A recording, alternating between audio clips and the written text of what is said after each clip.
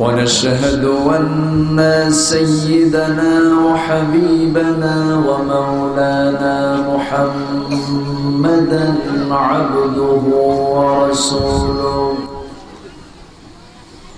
الذي أرسله بالحق بشيرا ونذيرا وداعيا إلى الله بإذنه وسراجا وقمرا منيرا فقد قال الله تعالى في كلامه المجيد وفرقانه الحميد أعوذ بالله من الشيطان الرجيم بسم الله الرحمن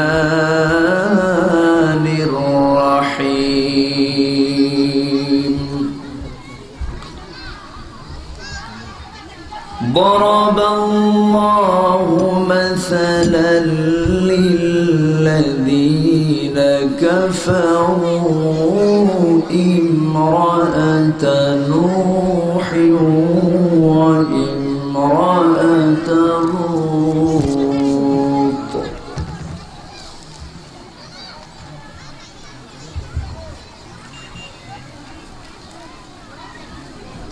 ضرب الله مثلا للذين كفروا امرأة نوح وامرأة لوط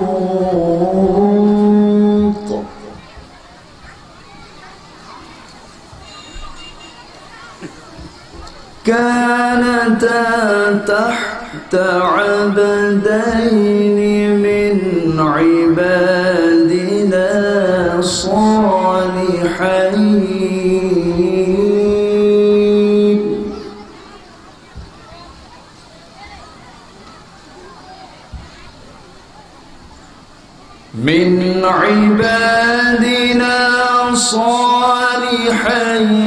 فخانتاهما فلم يغنيا عنهما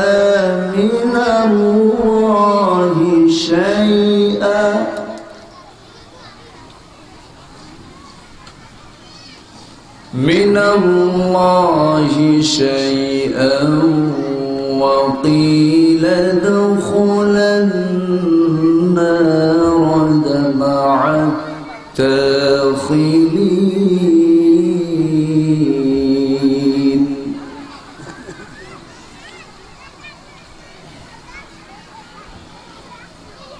وضرب الله مثلا للذين آمنوا امرأة فرعون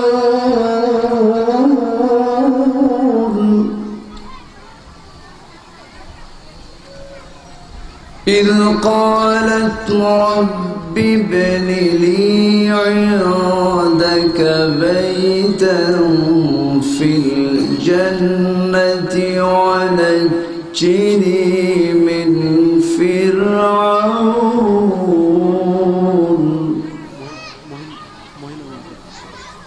ونجني من فرعون وعمله ونجني من القوم الظالمين.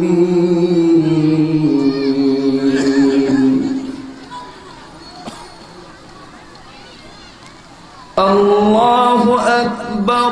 بسم الله الرحمن الرحيم.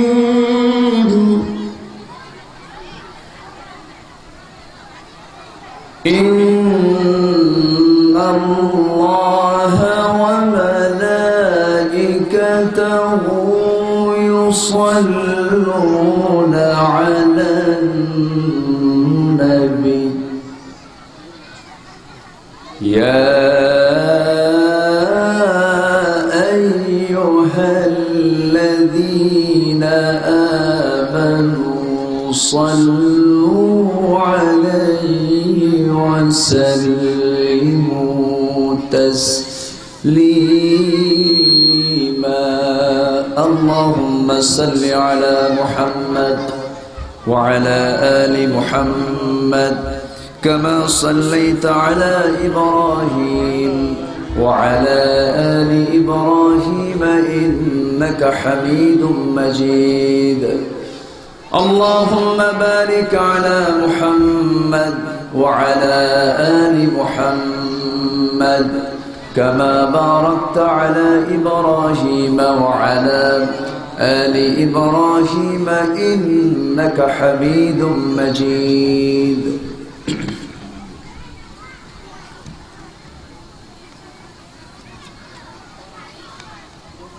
নোয়াখালী জেলার কোম্পানিগঞ্জ উপজেলার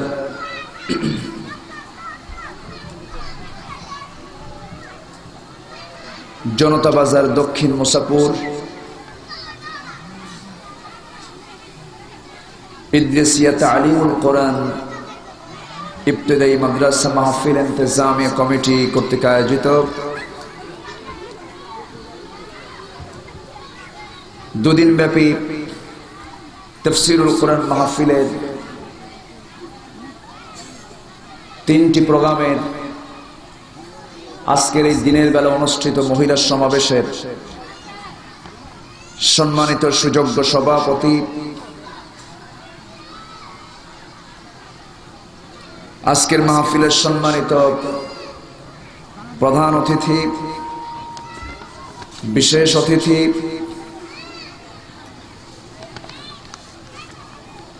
আজকের মাহফিল যাদেরকে কেন্দ্র করে বিশেষ করে আমার অত্যন্ত কাছের পর্দার আড়ালে বসে থাকা সম্মানিতা, সর্বগুণে গুণান্বিতা শ্রদ্ধেয়া মা বোনেরা, আলোচনার সূচনায় আনুষ্ঠানিকতার মধ্য দিয়ে আমার পক্ষ থেকে আবারও হৃদয় নিংড়ানো, প্রাণ উজাড় করানো সালাম, আসসালামু আলাইকুম ওয়া রাহমাতুল্লাহি ওয়া বারাকাতুহু।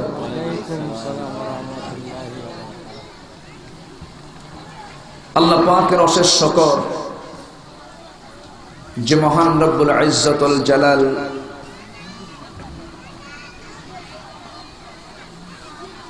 সাংসারিক সকল কাজকর্মকে স্থগিত করে কোরআনে কারীমের কিছু আলোচনা শোনার জন্য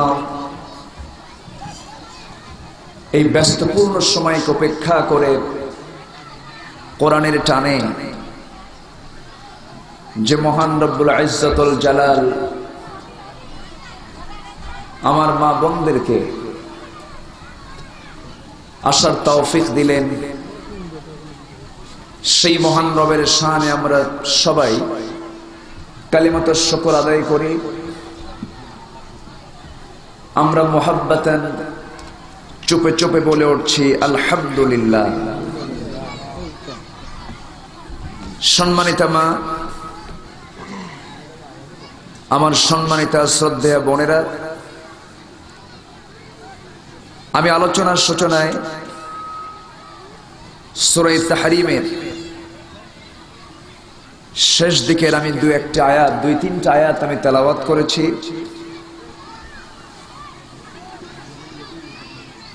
আল্লাহ রাব্বুল আলামিন এই জায়গায় 4 জন নারীর দৃষ্টান্ত উপস্থাপন করেছেন। 2 জন ছিল নবীর স্ত্রী, আর আরেকজন হলেন একজন কাফের স্ত্রী, আর আরেকজন সেই নারী যার শানে মহান রব্বুল আলামিন কোরআনে কারীমের একটা অন্যতম সূরা মারইয়াম তার নামে নাজিল হয়েছে। আল্লাহ পাক এখানে সূরা তাহরীমের ভিতরে 4 জন নারীর দৃষ্টান্ত উপস্থাপন করেছেন। সম্মানিতা মা বোনেরা, এখানে আপনারা এসেছেন কোরআনে কারীমের আলোচনা শোনার জন্য। কোরআন শোনার ক্ষেত্রে কিছু শর্ত আছে। কোরআন শুনতে হলে দুটো হুকুম মানতে হবে, এটা আল্লাহ পাকের নির্দেশ। কোরআন শোনারও কিন্তু একটা আদব আছে। কোরআন শোনার আদব কি? কোরআনকে প্রশ্ন করলে কিন্তু কোরআন তার জবাব দিয়ে দেয়। আল্লাহ রাব্বুল আলামিন কোরআনে কারীমের ভিতরে সুন্দর করে জানিয়ে দিচ্ছেন, ফাইদা কুরিআল কুরআনু ফাসতামিউ লাহু ওয়া আনসিতু লাআল্লাকুম তুরহামুন। যখন তোমাদের সামনে কোরআনে কারীম তেলাওয়াত হয়, কোরআনে কারীমের যখন আলোচনা শুরু হয়ে যায়, তখন তোমাদের দায়িত্ব হলো দুইটা। একটা হলো চুপে চুপে মনোযোগ সহকারে শোনা, চুপ করে থাকা। ওয়ানসিতু ফাসতামিউ লাহু, শোনো এবং চুপ থাকো। দুইটা হুকুম মানলে পরে আল্লাহ পাকের পক্ষ থেকে তোমার উপরে রহমত নাজিল হয়ে যাবে। কোরআন শোনার আদব হচ্ছে চুপ থাকা, মনোযোগ সহকারে শোনা। সম্মানিত মায়েরা, আপনি যদি কথা বলেন, আমি কথা বলবো কেমনে? মায়েদের কথার আওয়াজ বন্ধ করা একটু কঠিন। এক রাজা প্রজাদের মাঝে ঘোষণা করেছে, যে প্রজা সবচেয়ে বড় মিথ্যা কথা বলতে পারবে তাকে পুরস্কার দেওয়া হবে। এক প্রজা এসে রাজার সামনে দাঁড়িয়ে বলছে, রাজা মশাই, আমি একটা মিথ্যা বলতে চাই। কি মিথ্যা? কাশতে নিয়ে দেখি একটা মশা একটা হাতিরে খেয়ে ফেলছে। রাজা বলতেছে, না, এটা কোনো মিথ্যা কথা হলো না, এটা কোনো মিথ্যা না, এটা ভিত্তিহীন কথা। আরেকজন এসে বলছে, জাহাপনা, আমি একটা মিথ্যা কথা বলতে চাই। কি মিথ্যা? আসতে নিয়ে দেখি দুজন মহিলা পরস্পর মুখোমুখি হয়েছে, পাশাপাশি বসেছে, কিন্তু কোনো কথা বলেনি। এবার রাজা বলতেছে, এবার বলছো তুমি আসল মিথ্যা কথা। কারণ দুইজন মহিলা পাশাপাশি বসবে, মুখোমুখি হবে, কথা কবে না, এর চাইতে বড় মিথ্যা কথা আল্লাহর জমিনে আর নাই। এখন আমার মা বোনরা আসছেন, আজকে 1 বছর পর একটা মিলন মেলা হয়েছে। যদি আপনারা সেই মিলন মেলায় যদি এরকম করে কথা বলতে থাকেন, তাহলে কোরআনের এই মাহফিলটা তো এর সৌন্দর্য হারিয়ে ফেলবে, এর সৌন্দর্য নষ্ট হবে। এই জন্য মা বোনদেরকে আমি করজোড়ে মিনতি জানাই, আমার আওয়াজ যারা শুনতে পাচ্ছেন, কোরআনের মহব্বতে সাইলেন্ট হয়ে যান, থেমে যান। আর বিশেষ করে বাচ্চা সন্তান যারা নিয়ে আসছেন, তাদেরকে কন্ট্রোল করার দায়িত্ব আপনার। আপনি তো তাদেরকে কন্ট্রোল করার চেষ্টা করুন।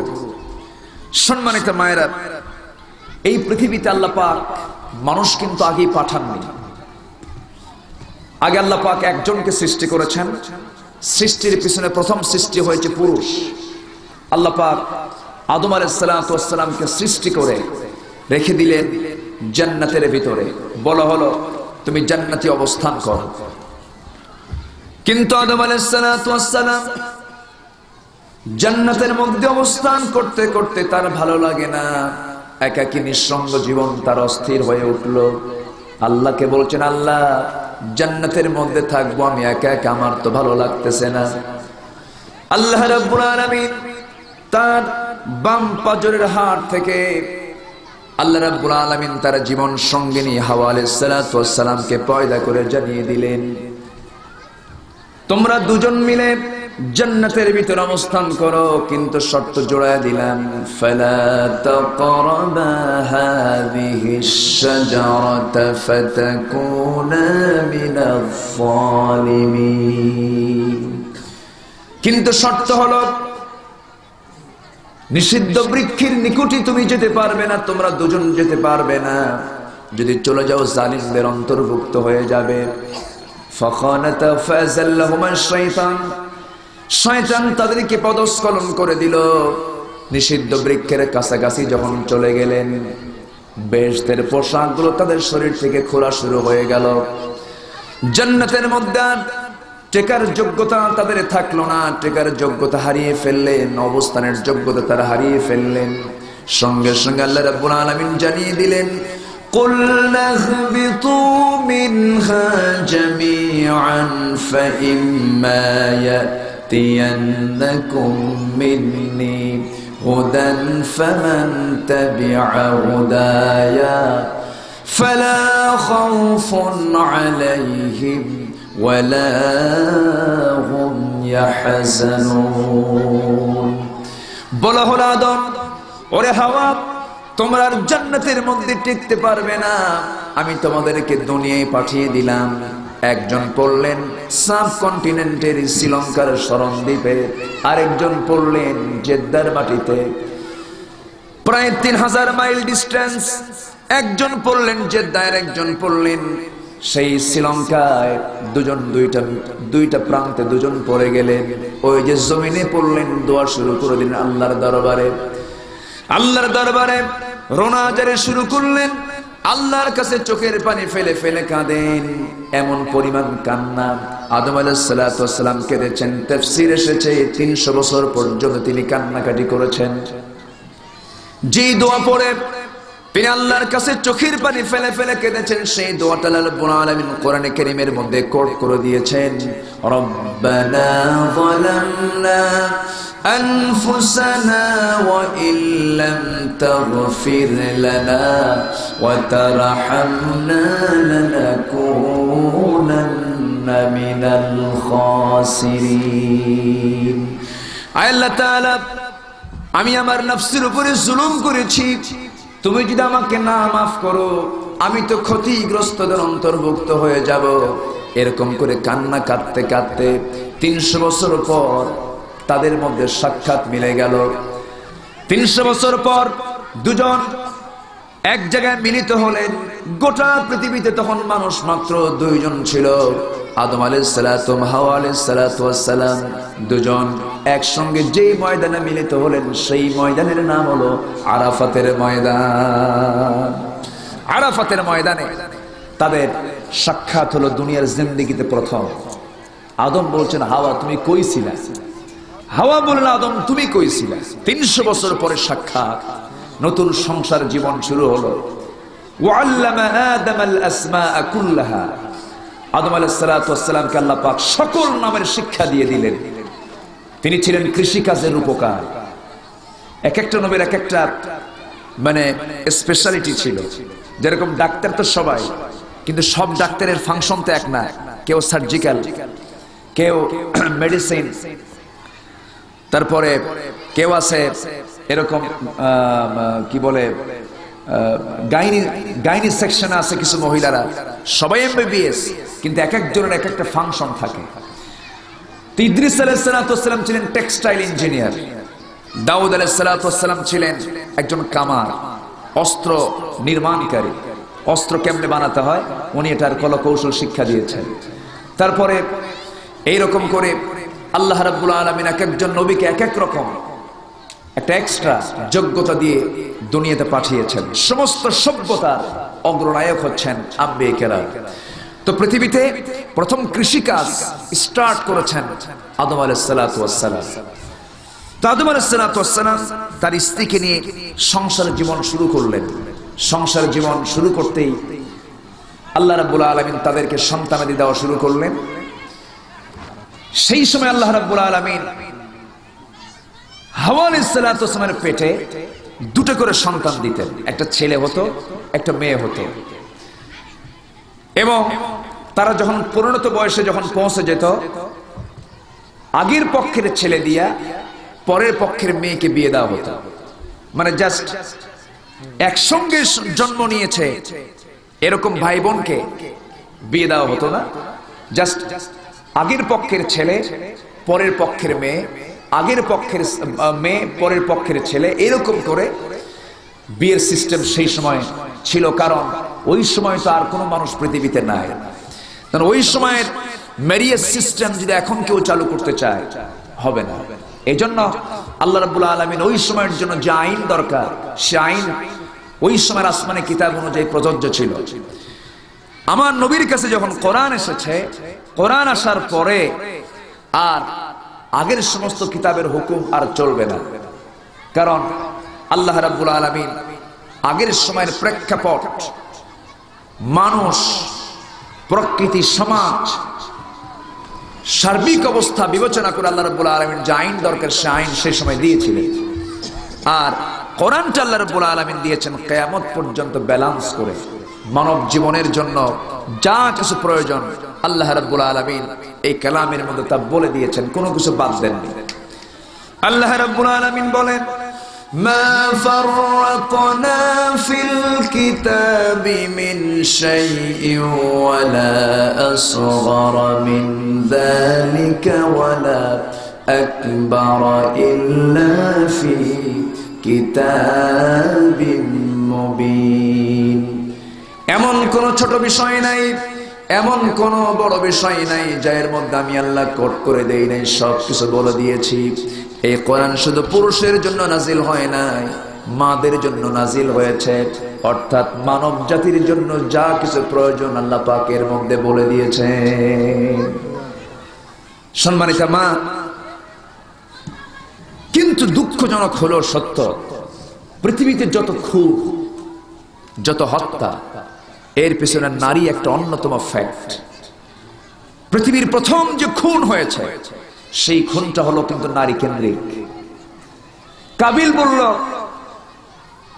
আমি আমার বোনকে বিয়ে করব, একসঙ্গে তাদের জন্ম।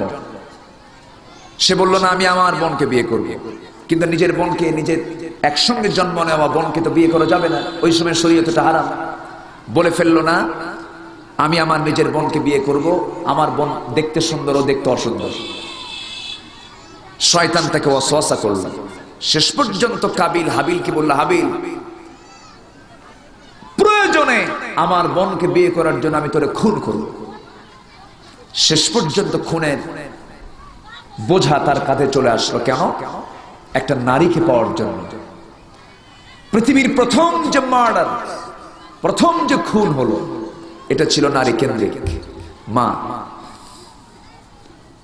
রাসূল করিম সাল্লাল্লাহু আলাইহি সাল্লাম বলেছেন ওয়াত্তাকুল্লাহ ওয়াত্তাকুন নিসা, আল্লাহকে ভয় করো, এরপরে নারীর ফিতনাকে ভয় পাও। আজকে মেয়েদের যে চাল চলন, যে চলাফেরা, সমাজকে আজকে দূষিত করে ফেলেছে।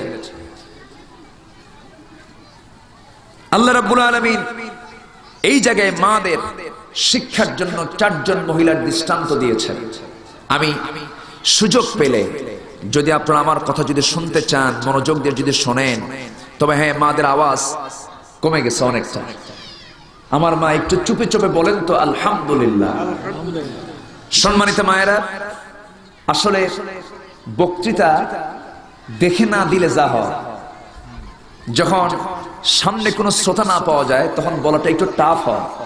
আমাদের জন্য একটু সহজ হয়, এই জন্য আমরা বলতে পারি। এই জন্য মাঝে মাঝে টেলিভিশনে, মিডিয়াতে কথা বলি, তখন তো সামনে একটা ক্যামেরা থাকে, ব্যাস বলতেছি, এই জন্য বলতে পারতেছি।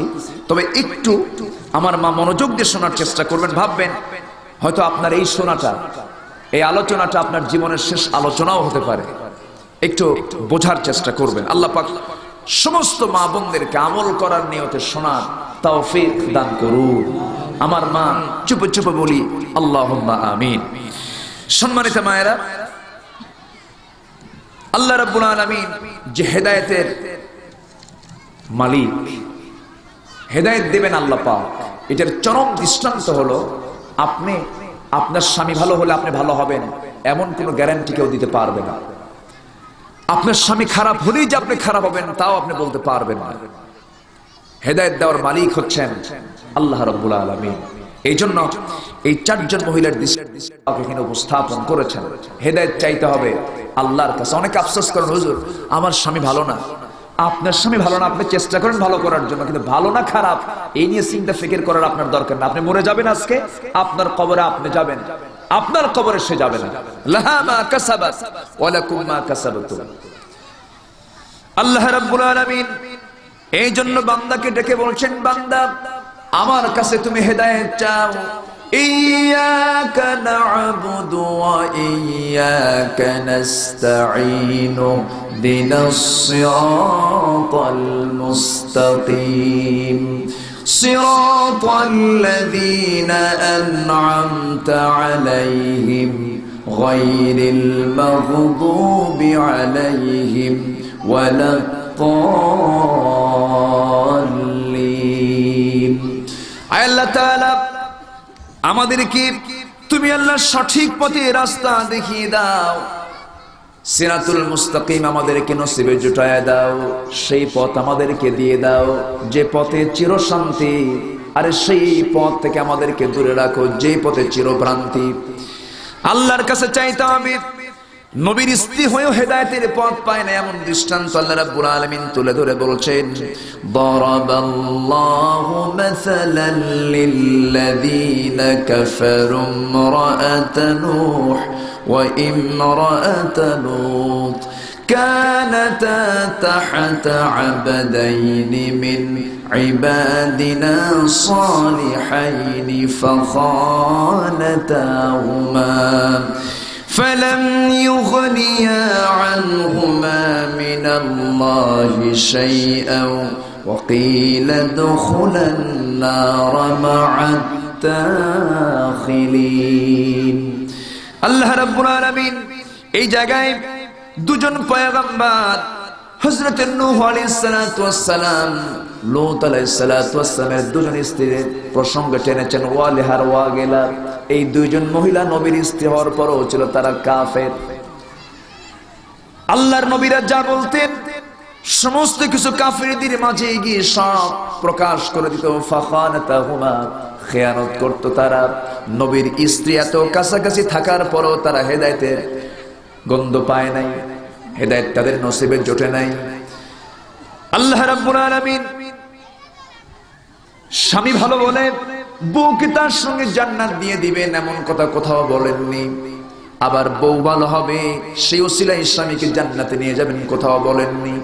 আমরা শুধু ওসিলা খুঁজতে চাই, পার পেতে চাই, অমুক ওসিলায় তুমি আমারে জান্নাত দিয়ে দাও, কিন্তু না। লাহা মা কাসাবাত ওয়া লাকুম মা কাসাবাতুম, সে যা অর্জন করেছে তার, তুমি যা অর্জন করেছো তোমার। ফামান ইয়ামাল مثقال ذرة خيرا يره ومن يعمل مثقال ذرة شرا يره। যে ব্যক্তি অনুপরিমাণ ভালো কাজ করবে তার রেজাল্ট সে পেয়ে যাবে। যে ব্যক্তি বিন্দু পরিমাণ কোনো খারাপ কাজ করবে তার রেজাল্ট সে একদিন পেয়ে যাবে। কিয়ামতের দিন বান্দার হাতে আল্লাহ রাব্বুল আলামিন আমলনামা তুলে দিবেন। ইকরা কিতাবাকা কাফা বিনাফসিকাল ইয়াওমা আলাইকা হাসিবা। বান্দা তুমি তোমার আমলনামা নিজেই পাঠ করো।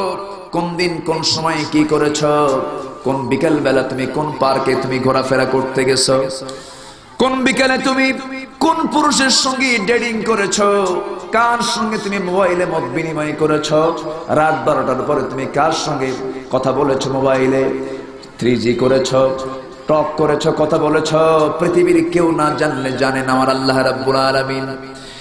এই জন্য সবকিছুর বিচার একদিন হয়ে যাবে। শুধু 2-3 সেজদা মেরে দিয়া আর চোখের পানি ফেলে দিয়া আল্লাহর কাছে মাফ চাইলাম, আবার গুনাহ রীতিমতো করলাম, এমনটা করে জান্নাত পাওয়া যাবে না। জান্নাত পাওয়ার জন্য আল্লাহ রাব্বুল আলামিন এই দুনিয়াতে আম্বিয়ে কেরাম পাঠিয়েছেন। আম্বিয়ে কেরামদের সেই অনুসৃত নীতি আপনাকে অবলম্বন করতে হবে, আইন কানুনকে মেনে চলতে হবে। আল্লাহ রাব্বুল আলামিন মেয়েদেরকে যে নির্দেশনা দিয়েছেন সেই নির্দেশনাগুলো ফলো করতে হবে। এর মধ্যে অন্যতম নির্দেশনা হলো মেয়েদের ড্রেস কোড একরকম, পুরুষের ড্রেস কোড আরেক রকম। পুরুষদের সতর হলো নাভি থেকে হাঁটুর নিচ পর্যন্ত হলো সতর, এই সতরটা ঢাকা তার জন্য ফরজ। আর আল্লাহ রাব্বুল আলামিন মেয়েদের সতরটা দিয়েছেন আপদ মস্তক, মাথা থেকে পার গোড়া পর্যন্ত। আল্লাহ রাব্বুল আলামিন গোটাটাই 17 বানিয়ে দিয়েছেন, গোটাটা 17 টাকা ফরজ। কিন্তু আজকে সেই মহিলাদের 17 আল্লাহ রাব্বুল আলামিন গোটা বডি করে দিয়েছেন, সেই মেয়েদের তো 17টা নাই। বরঞ্চ জরিপ করলে দেখা যাবে পুরুষরাই বেশি গায়ে কাপড় চোপড় দেয়। মেয়েদের শরীরে পুরুষের চাইতে কাপড় চোপড় আরো কম, দিন দিন কমতেছে। আরো দেশ স্বাধীন হয়েছে 1971 সালে। স্বাধীনতার আগে এদেশের মা বোনরা যারা দাদা আছেন, মুরব্বী শ্রেণীর আছেন, তারা বলতে পারবেন, আমার দেশের দাদিরা 71 সালের আগে যে ব্লাউজটা বানাতেন, সেই ব্লাউজ ছিল 1 গজ 4 গিরা, একদম জাদি হাত পেট পিঠ সব ঢেকে যেত। তারা পরতেন কাপড়, মাথায় সর্বক্ষণ কাপড় একটা ঢাকা থাকতো, তার চুলগুলো ঢাকা থাকতো, কেউ দেখতে পেত না তার চুল কোথায়। কি স্বাধীনতা অর্জন করলাম! স্বাধীন হতে হতে স্বাধীনতার 44 বছরে ব্লাউজের কাপড় কমতে কমতে 1 গজই বাদ আছে, খালি 4 গিরা। যে ডিজিটাল স্টাইল শুরু হয়েছে আর যে নাটক দেখার ধুম পড়েছে, হয়তো দেখা যাবে কয়েকদিন পর বলবে 4 গিরাও দরকার নাই, নাই গিরা লাগে। নাউজুবিল্লাহি মিন যালিক। আমার মা, এই জাতীয় চিন্তা মাথায় আনলে পরে আপনাকে জাহান্নামের পোশাক পরে আল্লাহ পাক আপনাকে জাহান্নাম দিয়ে দিবেন। এই জন্য পর্দাটা আজকের সমাজে বিশেষ জরুরি। পর্দাকে আল্লাহ রাব্বুল আলামিন সুন্নাত করেননি, নফল করেননি, মুবাহ করেননি, অতিরিক্ত করেননি। পর্দাটাকে আল্লাহ রাব্বুল আলামিন মেয়েদের জন্য, প্রত্যেক মা বোনদের জন্য ফরজ করেছেন। কিন্তু সেই বোরকা পরে কখন? যখন বয়স হয়ে যায় 80 বছর, যখন বয়স হয়ে যায় 60 বছর, আর কেউ তার দিকে তাকাবে না। সেই বয়সে এসে বোরকা পরেন দাদি, আর নাতনিকে 3 পিস পরায়া অর্ধলাঙ্গ করে ঘুরে বেড়ায়। নানির দাদির গায়ে বোরকা, নাতনির গায়ে বোরকা নাই। বোরকা দরকার ছিল নানির গায়ে না নাতনির গায়ে? নাতনির গায়ে দরকার ছিল। মা, আপনি বুড়ি হয়ে গেছেন, বুড়ি মানুষের জন্য যতটুকু পর্দার জরুরত, তার চেয়ে বড় জরুরত তো কম বয়স্কা, অল্প বয়স্কা মহিলার জন্য, প্রাপ্তবয়স্কা ষোড়শী মেয়েদের জন্য আল্লাহ পাক বিশেষ করে অবিবাহিতদের জন্য আরো বেশি জরুরি। আমার মা যারা এসেছেন, মেহেরবানি করে আমি তাদেরকে করজোরে মিনতি জানাই। একজন পুরুষ জান্নাতে যাবে, অনেক প্রশ্নের সম্মুখীন তাকে কিয়ামতের দিন হতে হবে। কিন্তু একজন নারীকে কিন্তু তা নয়। নারীকে প্রশ্ন করা হবে না এটা কোন পথে কামাই করেছে, কোন পথে খরচ করেছে, কারণ সংসার পরিচালনার দায়িত্ব হলো নারীর নয়, পুরুষের। যার পরিচালনার দায়িত্ব তার হিসাব দিতে হবে। আপনার তো সেই দায়িত্ব নাই। আল্লাহ পাক আপনাকে সেই দায়িত্ব মুক্ত করে দিয়েছেন। খোরপোশের দায়িত্ব সম্পূর্ণ স্বামীর উপরে। স্বামী নাই ভাইয়ের উপরে, ভাই নাই বাবার উপরে। তারা একজনের নিয়ন্ত্রণাধীন হয়ে থাকবে। কিন্তু দুঃখজনক হলেও সত্য, জাহান্নামে যাবে পুরুষের চাইতে মহিলা বেশি।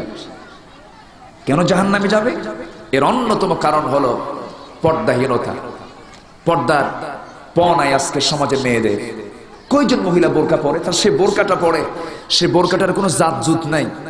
সে বোরকাটা যা হবে শালীনপূর্ণ। সে বোরকার মধ্যে কত কালার, লাল নীল হলুদ বিভিন্ন কালার দিয়া বোরকাটাকে সুসজ্জিত করা হয়েছে। না, বোরকা হবে এক কালার, কালো হবে, এক কালারের বোরকা। এবং সেই বোরকাটার মানে যে ডিজাইনটা হবে সেটা হবে ঢিলা ঢালা, যেন পড়তে সুবিধা হয়। আপনার যে বডি স্ট্রাকচার এটা যেন প্রদর্শিত না হয়, এটা যেন ঢেকে থাকে, এটা যেন মানে জিনিসটা বোরকা ঢিলা থাকার কারণে যেন প্রদর্শিত না হয়, এমন জাতীয় বোরকা আপনাকে পড়তে হবে। এখন দেখি ইদানিং কিছু স্টাইল নেমেছে, মাথায় হিজাব ঠিকই লাগায় কিন্তু নিচে পাজামা পরে, স্কিন পায়জামা। তাহলে আপনি নিচে স্কিন পাজামা পরলেন আর মাথায় হিজাব পরলেন, ওই লোকের মতো এক লোক পাগড়ি ছাড়া নামাজ পড়ে না। তো চলে গেছে জমিতে ধান লাগাতে, ঠিক দ্বিপ্রহর দুপুর বেলা। আর সে যদি ওখান থেকে বাড়িতে যায়, যেতে লাগবে আধা ঘন্টা, আবার আসতে লাগবে আধা ঘন্টা, এদিকে কাজ পড়ে থাকবে। বেচারা ভাবলো খামাকা যায় আর কি লাভ, এই জায়গায় জোহর নামাজটা পড়ে নেই। কিন্তু তার অভ্যাস হলো সে প্রত্যেকটা 5 ওয়াক্ত সে পাগড়ি পরে নামাজ পড়ে। সেদিন সে আর পাগড়ি নিয়ে যায় নাই, পরনে ছিল লুঙ্গি। তো এখন নামাজ পড়তে নিয়ে ভাবতেছে সারা জীবন পাগড়ি দিয়ে নামাজ পড়ছে, আজকে পাগড়ি ছেড়ে নামাজ পড়বো না, অসম্ভব ব্যাপার। সে লুঙ্গি খুইলা পাগড়ি বানাইছে। বিষয়টা হলো লুঙ্গি পরা হলো ফরজ আর পাগড়ি মাথায় দেওয়া হলো সুন্নত।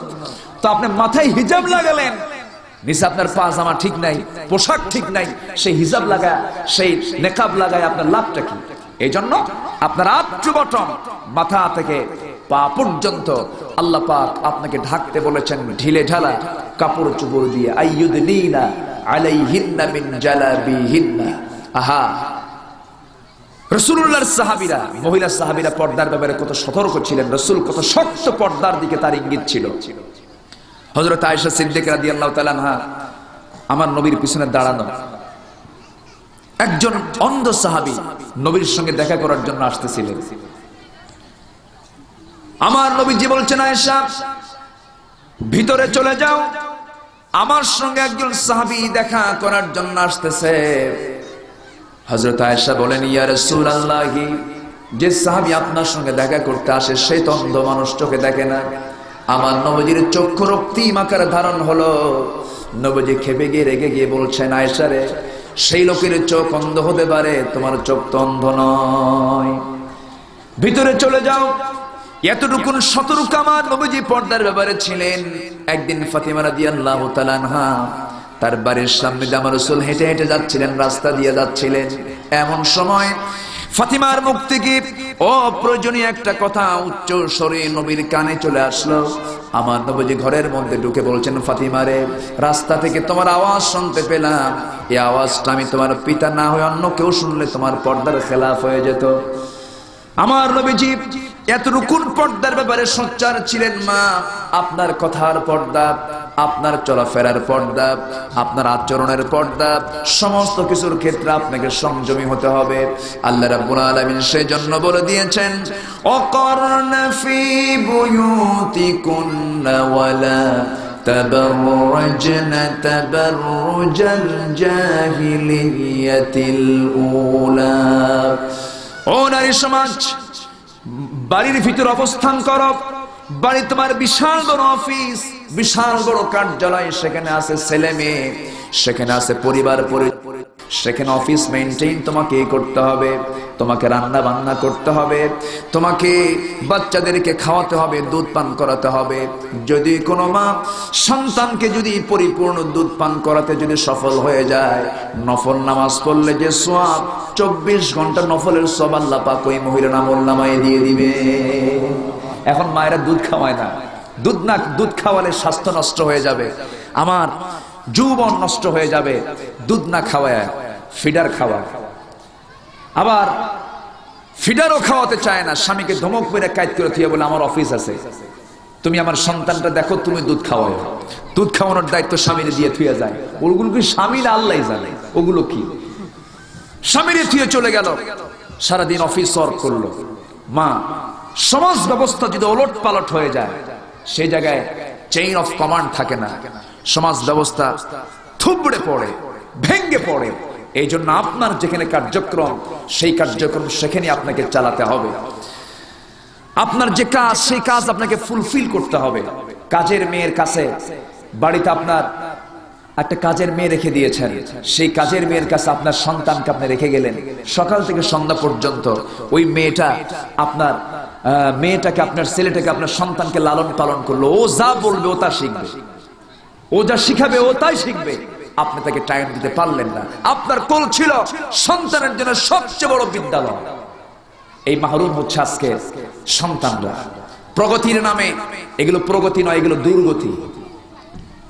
মেয়ের আজকে শেষ হয়ে যাচ্ছে, সমাজ ব্যবস্থা আজকে ধ্বংসের দিকে চলে যাচ্ছে। কেন? পর্দাহীনতার এর চেয়ে মূল বাধা। আমার মা, আপনাকে পর্দার ব্যাপারে অত্যন্ত সজাগ ভূমিকা রাখতে হবে।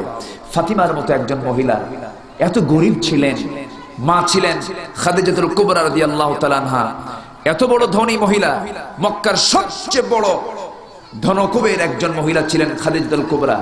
তার মেয়ে হচ্ছেন ফাতিমা রাদিয়াল্লাহু তাআলা আনহা। এত গরিবের সঙ্গে তার বিয়ে হলো, একটা নির্দিষ্ট ঘরও ছিল না। কোনদিন নতুন কোন জামা ফাতিমা পড়তে পেরেছেন এমন কোন রেকর্ড নাই, বরঞ্চ একদিন নতুন জামা বানিয়েছেন, পড়বেন। এমন সময় এক সাইল এসে, এক গরিব লোক এসে তার দরজার সামনে এসে বলছে, ফাতিমা, আমার তো কোনো নতুন কাপড় নাই, কোন একটা কাপড় দেওয়া যাবে কি? উনি একটা তার ব্যবহৃত কাপড় বের করে তাকে দিতে নিয়েই ভাবলেন, লান তানালুল বিররা হাত্তা তুনফিকু মিম্মা তুহিব্বুন। আমি তো আয়াতের পরিপন্থী কাজ করে ফেললাম, আমার প্রিয় কাপড় চোপড়ের মধ্যে তো ওই নতুন কাপড় চাই। উনি সেই নতুন কাপড়টা তারে হাদিয়া স্বরূপ দিয়ে দিলেন। জীবনে তার আর নতুন কাপড় কিসমত জোটে নাই। ফাতিমা রাদিয়াল্লাহু তাআলা আনহা এত কষ্ট করে তার জীবনটা তিনি পাড়ি দিয়েছেন। রাসূল যখন ফাতিমাকে বিয়ে দিবেন, সেই এত কষ্ট থাকার পরেও একটা দিন তার পর্দার খেলাফ হয়নি, পর্দা কোনোদিন ছুটে যায়নি। ফাতিমা রাদিয়াল্লাহু তাআলা আনহাকে রাসূল বিয়ে দিবেন, সবাই প্রস্তাব দিচ্ছে, ধনী ধনী সাহাবীরা। রাসূল বললেন, না, আমার পছন্দের লোক এখন আসেনি। সবার প্রস্তাব দেওয়া শেষ, হযরত আলী শুধু প্রস্তাব দেওয়াটা বাদ আছে। সবাই বলছে, আলী তুমি বিয়ের প্রস্তাব দিয়ে দাও। আলী বলছেন, আমি বিয়ের প্রস্তাব কেমনে দেব? আমার তো কোনো ঘর নাই, বাড়ি নাই। রাসূল তার মেয়েকে রাখবেন কোথায়? আমাকে বিয়ে দিয়ে তো রাসূল বিপদে পড়ে যাবেন। সবাই বলে ফেললো, না আলী, তোমার অপেক্ষায় মনে হয় রাসূল আছেন, তুমি গিয়ে দেখো তো রাসূল রাজি হয় নাকি। হযরত আলী রাসূলের সামনে গিয়ে দাঁড়ালেন, সালাম দিয়ে চুপ করে দাঁড়ায়া থাকলেন। কি যেন বলবেন, কিন্তু বলার সাহস পাচ্ছেন না। রাসূল বলছেন, ওরে আলী, আমার সামনে তুমি দাঁড়িয়ে দাঁড়িয়ে কি যেন বলতে চাও বলো। হুজুর কি যে কব নিজেও জানি না। রাসূল বলেন, তুমি কি আমার মেয়েকে বিয়ে করবা নাকি হুজুর দিলে করব? আমার নবীজি বললেন, বিয়ে তো দেবো আমি, কিন্তু তোমার কোনো টাকা পয়সা আছে নাকি? মোহরানার টাকা না দিলে বিয়েটা দেবো কেমনে আমি? এবার আলী বলছেন, হুজুর মোহরানার টাকা পাবো কোথায়? আমার তো কোনো টাকা পয়সা নেই, আমার ঘর বাড়ি নাই, আমার টাকা পাবো কোথায়? রাসূল বলেন, তোমার কাছে কি আছে? এই যে একটা ঢাল আছে আর তরবারি আছে। আমার নবীজি বললেন, ঢাল ছাড়াও যুদ্ধ করা যায়, ঢালটা তুমি বাজারে নিয়ে চলে যাও, বাজারে বিক্রি করে আসো। ঢাল বেচার টাকা দিয়া আমি আমার মেয়েকে তোমার সঙ্গে বিয়ে দিয়ে দেব। ঢাল বিক্রি করতে গেলেন, বিক্রি করতে যায়া কোন কাস্টমার না পেয়ে কাস্টমার পেয়েছেন একজন, তিনি ওসমান রাদিয়াল্লাহু তাআলা আনহু। ওসমান রাদিয়াল্লাহু আনহু বলছেন, হে আলী, তুমি ঢাল নিয়ে বাজারে আসছো কেন? কি হয়েছে তোমার? হযরত আলী বলেন, আমি ঢাল বিক্রি করতে এসেছি বিয়ের জন্য। আমার বিয়ের সাথে ঠিক হয়ে গেছে। কার সাথে? বিশ্বনবীর ছোট মেয়ে ফাতিমা, আপনার শালীর সাথে। ওসমান রাদিয়াল্লাহু আনহু নিজেই জানেন না, বড় জামাই মুস্কি হাসি মেরে বলছেন, দাও দাও, তুমি আমার হাতে ঢাল দিয়ে দাও। ঢালের টাকা দিলেন, ঢালটা হাতের মধ্যে নিয়ে 10 হাত যেতে না যেতে পিছন থেকে ওসমান রাদিয়াল্লাহু আনহু বলছেন, আলী রে, তুমি চলে যাচ্ছ, তোমার হাতে ঢাল না থাকলে কে মানায়? তুমি তাসাদুল্লাহিল গালিব। আমি তোমাকে টাকাও দিয়ে দিলাম হাদিয়া স্বরূপ, এই ঢালটাও আমি তোমাকে হাদিয়া স্বরূপ দিয়ে দিলাম। ঢাল হাতের মধ্যে নিয়ে নবীর কাছে গিয়ে দাঁড়ালেন। রাসূল বলছেন, আলী রে, মনে হয় তোমার ঢালটা বিক্রি হয় নাই। রাসূল বললেন, ঢাল তো বিক্রি হয়ে গেছে। রাসূল বলছেন, তোমার হাতে তো ঢাল রয়ে গেছে। হুজুর, ঢাল বিক্রি করছে, আবার ঢাল হাদিয়া পাইছে। কার কাছে বিক্রি করছে? হুজুর, আপনার জামাই ওসমানের কাছে গেলে লোক আর খুঁজে পাও নাই, আমারই পরিবারের কাছে তুমি বিক্রি করছো, আবার সে আবার তোমাকে ঢাল উপহার দিয়েছে। আমি তো আমার বড় জামাইকে বলার সময় পেলাম। রাসূল বিয়ে দিলেন। বিয়ের দিন কোনো গেট ছিল না, বিয়ের দিন কোনো টাকা পয়সা খরচ হয়নি, ঢাল বেচার টাকা দিয়া আজকে বিয়ের অনুষ্ঠানে কি আড়ম্বরতা দেখানো হয়, কি পরিমাণ খাদ্যের অপচয় হয়। একটা বিয়ের অনুষ্ঠানে কোটি কোটি টাকাও খরচ করে, সেই কোটি টাকা খরচ না করে দুস্থ, অনাথ, অসহায় মানুষের মাঝে এটা বিতরণ করুন। আপনার কিয়ামতের দিন কাজে লাগবে, হাসরের ময়দানে কাজে লাগবে। বিয়ের ভিতরে বেহায়াপনা আমার দেশে কম না বেশি? বেশি। এত বেহায়াপনা, এত অপচয়। প্রশ্ন এসেছে এখানে, প্রশ্নের জবাবগুলো আমি দেব। আজকে বিয়ের দিন, বিয়ের অনুষ্ঠানকে কেন্দ্র করে যে সমস্ত গায়ে হলুদ, বিয়ে হয় নাই তার আগের দিনে গায়ে হলুদ মাখতে আসে, এগুলো মুসলমানদের কালচার নয়, সম্পূর্ণ হিন্দুয়ানি কালচার। এই সমস্ত কালচার মুসলমান কখনো গ্রহণ করতে পারে না। বিয়ের দিন দেখা যায় গরিব লোকের দাওয়াত জোটে না, ধনীদেরকে বাছাই বাছাই করে আত্মীয়দেরকে দাওয়াত দেয়। কেন? ধনীরা কিছু গিফট করবে, গরিবদের তো গিফট করার কোনো অর্থ নাই, সামর্থ্য নাই। ওই বিয়েতে আল্লাহর গজব, যে বিয়েতে গরিবরা দাওয়াত না পায়। সম্মানিত মায়েরা, সারা বছর বোরকা পরে অনেক মা, আবার বিয়ের দিন আসলে আর ঈদের দিন আসলে বোরকা ছাড়ে। কেন? বিয়ের দিন বোরকা এই জন্য ছাড়ে, সমস্ত আত্মীয় স্বজন চলে আসে। এখন মহিলা যদি বোরকা পরে তার গহনা দেখবে কে? বাবার বাড়ি থেকে পাওয়া সোনার গহনা 7 ভরি 10 ভরি 14 ভরি 20 ভরি, আমার এতগুলো ভরি দেখো, বাস সারা বছর পর্দা করে বোরকা পরে ঈদে বিয়ের দিন সব বোরকা আউট। এটার নাম পর্দা নয়। পর্দা 24 ঘন্টা পর্দার হুকুম আল্লাহ পাক দিয়েছেন। বাড়ির ভিতরেও যে আপনি থাকবেন, আপনার সামনে প্রাপ্তবয়স্ক ছেলে আছে, প্রাপ্তবয়স্ক বালেক সন্তান আছে, তার সামনে আপনার পোশাক কি পরা উচিত এটা আপনার ভাবা দরকার। বালেক ছেলের সামনেও আপনাকে সংযত পোশাক, সংযত হয়ে পড়া দরকার। আপনাকে পোশাকের ক্ষেত্রে অবশ্যই বাড়ির ভিতরেও কিছু ড্রেস কোড আপনাকে মেনে চলতে হবে। এই বেহায়াপনা হওয়ার অন্যতম কারণ হলো আমার দেশে সিনেমার নাটক দেখার দিক থেকে এখন পুরুষরা ফার্স্ট না মহিলা ফার্স্ট? মহিলারা ফার্স্ট। পুরুষরা বাইরে থাকে, বলো তুমি তাড়াতাড়ি যাও, আমি একটু ফ্রি হই। বুঝেন নাই? এই ফ্রি হয়া টিভি সেটের সামনে বসে গেল, একবার মিস হয়ে গেছে আবার দেখে, আরেকবার মিস হয়েছে আবার দেখে। কি যে মরণ নেশা! এই সমস্ত নাটক দেখতে যায় কারো তরকারি পুড়ে যায়, কারো ভাত পুড়ে যায়, কারো বাচ্চা পানিতে পড়ে মরে যায়, এরকম রেকর্ড বহু আছে। এই নাটক দেখতে যায় বাড়িতে আগুন লাগে হুঁশ থাকে না। এত মরণ নেশা এই নাটকের ভিতরে আমার মা বোনরা পেয়েছে। আপনি একটু চিন্তা করে দেখলেন না, আমি যে নাটকগুলো দেখতেছি এই নাটকগুলো কাদের?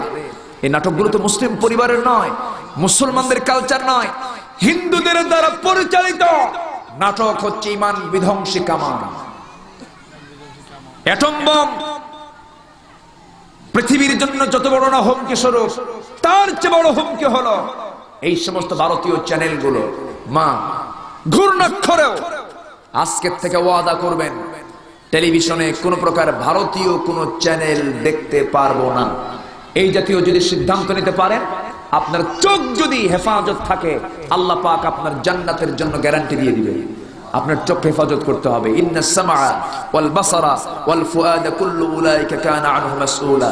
আপনি বোরকা পরলেন, আপনার চোখ ঠিক নাই, আপনার কান ঠিক নাই, আপনার অন্তর ঠিক নাই, আপনি বোরকা পড়তেছেন, এটা কেমনে হয়? সর্বক্ষণ আপনাকে ভাবতে হবে আমার পিছনে কিরামুন কাতিবিন আছে না নাই? কিরামান কাতিবিন ইয়ালামুনা মা তাফআলুন। সর্বক্ষণ সব অটো রেকর্ড হয়ে যাচ্ছে, সব লেখালেখি হয়ে যাচ্ছে, সব ভিডিও করতেছেন কে? আমার আল্লাহ পাক করছেন, আমার মা।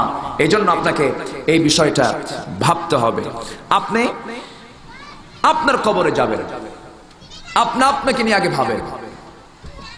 আপনার স্বামী, আমাদেরকে অনেকে প্রশ্ন করে, হুজুর আমার স্বামী ভালো না, আমার স্বামী গাঁজা খায়, মদ খায়, এই খায় ওই খায়। আপনি চেষ্টা করবেন, সে যদি ভালো না হয় আপনার তো হতাশার কোনো কারণ নাই।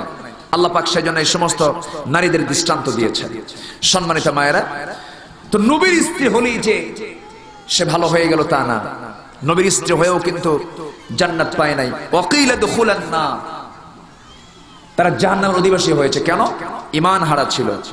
এবং মা'আদ-দাখিলিন, চিরস্থায়ী জাহান্নাম তারা পেয়েছে। এর মূল অন্যতম কারণ হলো একটাই, ঈমান না আনা, ইসলামকে না মানা, দ্বীনকে না বোঝা।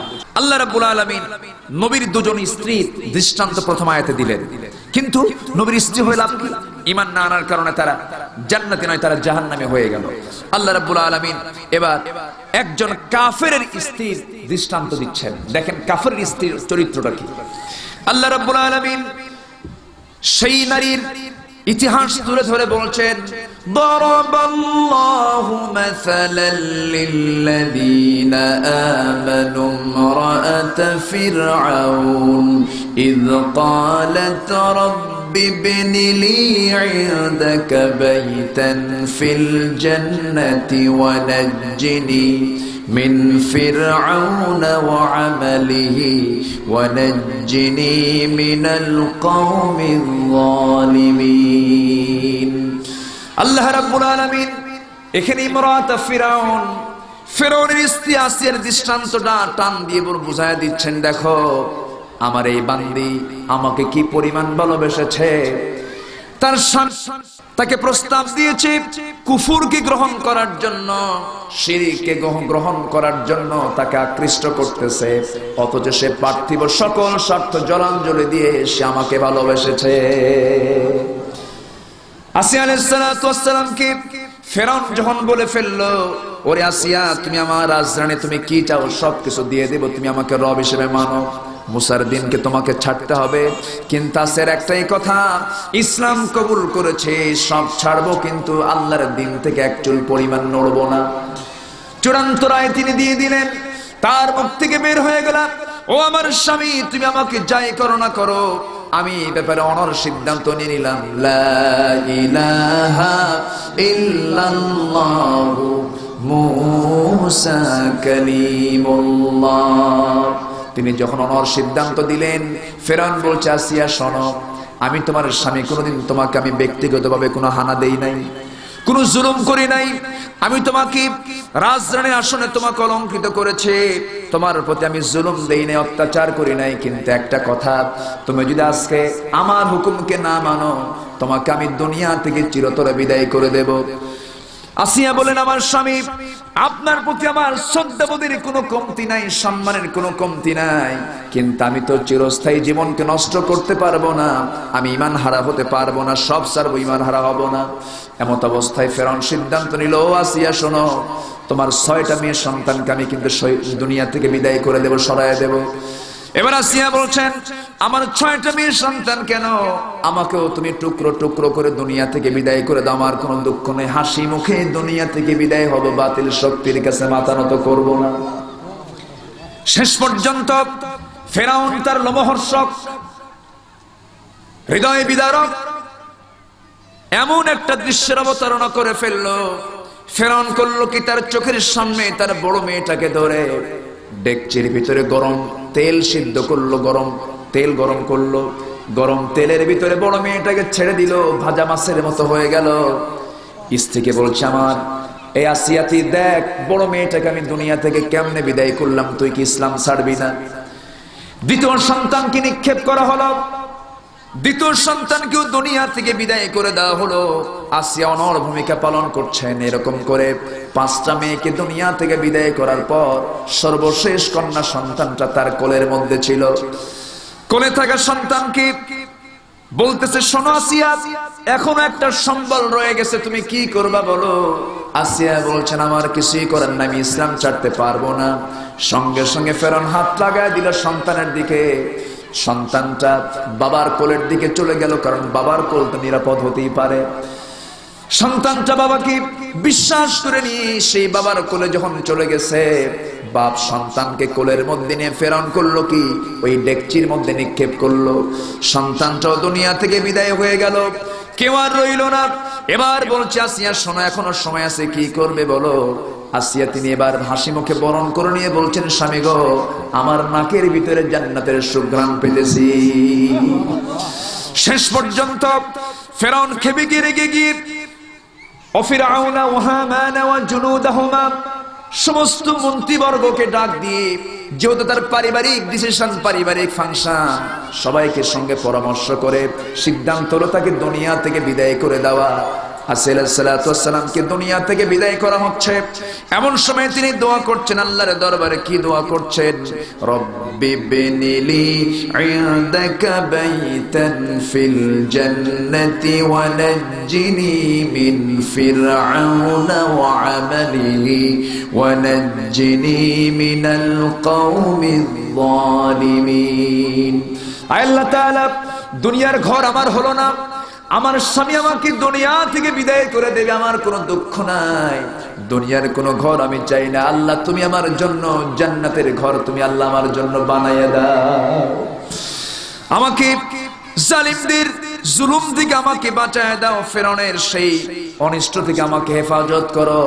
আল্লাহ রাব্বুল আলামিন দোয়া মঞ্জুর করলেন। আমার মা, এই সমস্ত দৃষ্টান্ত এই জন্য দেওয়া হলো, আপনার স্বামী যে ভালোই হবে এমনটা গ্যারান্টি কেউ দিতে পারবে না, কিন্তু এর মানে আপনার অস্থির হওয়া যাবে না, আপনার জীবন, আপনার জামল এটা টিকে রাখতে হবে। আপনি চলে যাবেন, আমিও চলে যাব, কেউ দুনিয়াতে থাকবো না। দুনিয়া থেকে বিদায় যখন হয়ে যাব, যে যার আমল নিয়ে দুনিয়া থেকে বিদায় হয়ে যাব, সমস্ত আমল নামাকে আপনার হাতে তুলে দেওয়া হবে, বিচার করবেন মহান রব্বুল আলামিন। সেই দিন বিচারের মাহশারে কেউ কারো উপকারে আসবে না। সেই জন্য আমার মা, এই সমস্ত বিষয়গুলো, ইতিহাসগুলো আপনাকে বোঝার চেষ্টা করতে হবে। তারা কত কষ্ট করে দিন মেনেছেন, দিনকে বোঝার চেষ্টা করেছেন। আজকে আপনি মুসলমান, মুসলিম পরিবারে আপনার জন্ম হয়েছে, আপনার বুঝতে হবে আল্লাহ পাক আমাকে কি হুকুম দিয়েছেন। ঘুম থেকে উঠবেন, ঘুম থেকে ওঠার পর প্রথম কাজটা হবে ওযু বানায়া নামাজে দাঁড়াবেন। ফজরের নামাজটা আদায় করলেন, সাংসারিক কাজকর্মে যাওয়ার আগে আপনার ডেইলি রুটিন হবে কোরআন শরীফ সুন্দর করে আপনি তেলাওয়াত করবেন ঘরের কোণে বসে বসে। আপনার পেটের সন্তান, আপনি কোরআন তেলাওয়াত করবেন, আপনার পেটের সন্তানটা আল্লাহর ওলি হয়ে যাবে। আপনি কোরআন তেলাওয়াত করবেন, আপনার সন্তানদের কানে কানে চলে যাবে, আপনার স্বামীর কানে চলে যাবে, পরিবারটা জান্নাতের টুকরা হয়ে যাবে। আপনি পারবেন সংসারের শান্তি আনতে, আপনি পারবেন সংসারে অশান্তি আনতে। এই জন্য সংসার হয় রমণীর গুণে, একটা কথা আছে, সংসার হয় রমণীর গুণে। আমার মা, আপনাকে এই সমস্ত চরিত্রকে সুন্দর করার জন্য কোরআন কেন্দ্রিক জীবন যাপন আপনাকে করতে হবে। আজ থেকে 20 বছর আগেও যদি কোনো মহিলার বিয়ে হতো, যখন ছেলে পক্ষ মেয়েদেরকে দেখতে যেত, তখন বলতো, মা তুমি কোরআন শরীফ পড়তে পারো নাকি, এরকম প্রশ্ন হতো। এখন কি সেই প্রশ্ন আছে নাকি? এখন প্রশ্ন সেটা নাই, তখন এখন বলে তুমি কি ল্যাপটপ চালাতে পারো নাকি, কম্পিউটার পারো, কম্পিউটার বুঝো তুমি।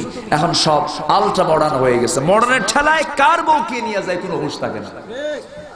আমার মা, এই জন্য আপনাকে কোরআন কেন্দ্রিক জীবন যাপন করতে হবে, কোরআনকে মানতে হবে, ইসলামকে মানতে হবে, দ্বীনকে মানতে হবে। দ্বীন মানতে হবে আপনাকে জীবনের প্রত্যেকটা ফাংশনে, প্রত্যেকটা কাজে কোরআন বুঝতে হবে। ইসলাম, নারীদের জন্য আল্লাহ পাক কি যে একটা বিশাল সম্মান দিয়েছে ইসলাম নারীদের জন্য, এই জিনিসটা আপনাকে অনুধাবন করতে হবে। আপনি বুঝবেন না, আপনি ভাববেন না যে এটা যে ইসলাম নারীকে ঠকাইছে, বোরকার মধ্যে তুইলে ঘরের মধ্যে বান্ধে রাখছে না। ইসলাম আপনাকে একটা রাইটস দিয়েছে, একটা অধিকার দিয়েছে। আমি তো আশ্চর্য হয়ে যাই, আল্লাহ রাব্বুল আলামিন নিজেও মেয়েদের পক্ষে, রাসূল মেয়েদের পক্ষে। একদিন আল্লাহর পয়গম্বর মুসা আলাইহিস সালাতু ওয়াস সালাম আল্লাহকে বলছেন, আল্লাহ তুমি যখন বান্দার উপরে খুশি হও তখন তুমি কি করো? তখন আমি বৃষ্টি দেই। যখন তুমি আরেকটু বেশি খুশি হয় তখন তুমি কি দাও? আমি তখন খুশি হয় আর মেয়ের সন্তান দিয়ে দিই। তাহলে আল্লাহ মেয়েদের পক্ষে, রাসূল মেয়েদের পক্ষে। রাসূল বলেছেন, যার ঘরে 3টা মেয়ে তার জন্য 3টা পৃথক জান্নাত। আল্লাহ পাক তার রাসূলকে দিয়ে মেয়েদের অধিকার প্রতিষ্ঠা করেছেন। আর আজকে সেই মেয়েদের যে চাল চলন, যে চলাফেরা, মার্কেটগুলোতে এখন পুরুষের চাইতে মহিলা বেশি দেখা যায়। পার্কে বয়ফ্রেন্ডদেরকে নিয়ে সন্ধ্যা শুধু নয়, রাত 10টা 11টা 12টা পর্যন্ত ক্যাম্পাসের সামনে তারা আড্ডা মারতেছে। মা, আপনাকে বোঝা উচিত আমি মুসলিম পরিবারের মেয়ে, আমার নির্দিষ্ট একটা আইন কানুন ইসলাম মেনে আমাকে চলতে হবে।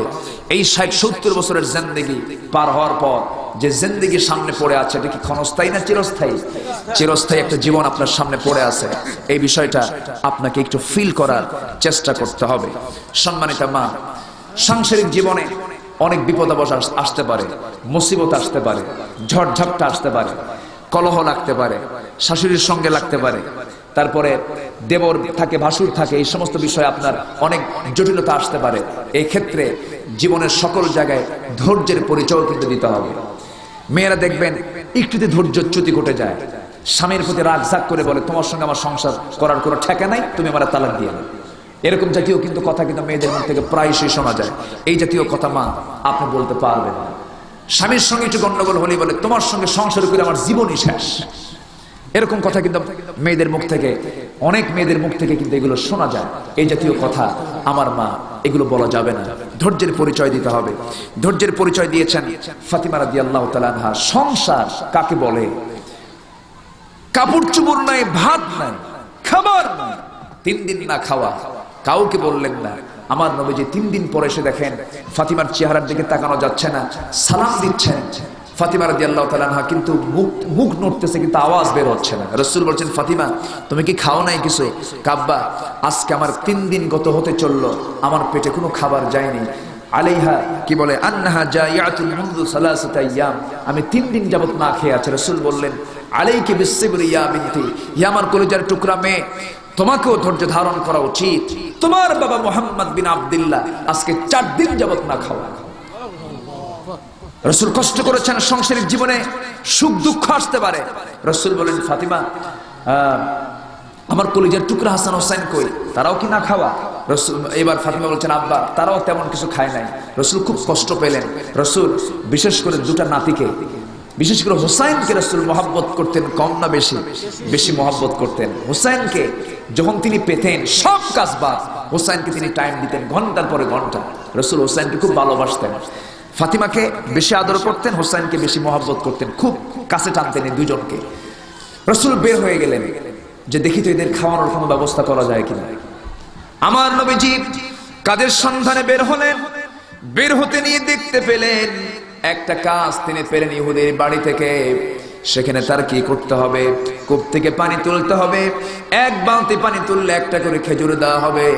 এরকম করে 8টা বালতির পানি তুললেন। 9ম বালতির পানি তুলতে গিয়া মাঝপথে দড়ি ছেড়ে বালতি পড়ে গেল কূপের তলে। এমন সময় ইহুদি রাসূলকে চিনতে না পেরে কূপের মধ্যে কেন বালতি পড়ে গেল, থাপ্পড় মারল। আমার নবীজির গাল যেতে থাপ্পড় মারার সঙ্গে সঙ্গে নবীজি চপের আঘাত খেয়ে মুক্ত করে জমিনে পড়ে গেলেন। কিছু কোনো জবাব দিলেন না, শুধু বললেন, ও ইহুদি, আমি 8টা বালতির পানি যে তুলেছি, 8টা খেজুর আমাকে তুমি দিয়ে দাও। 8টা খেজুর তার হাতে দিয়ে দেওয়া হলো।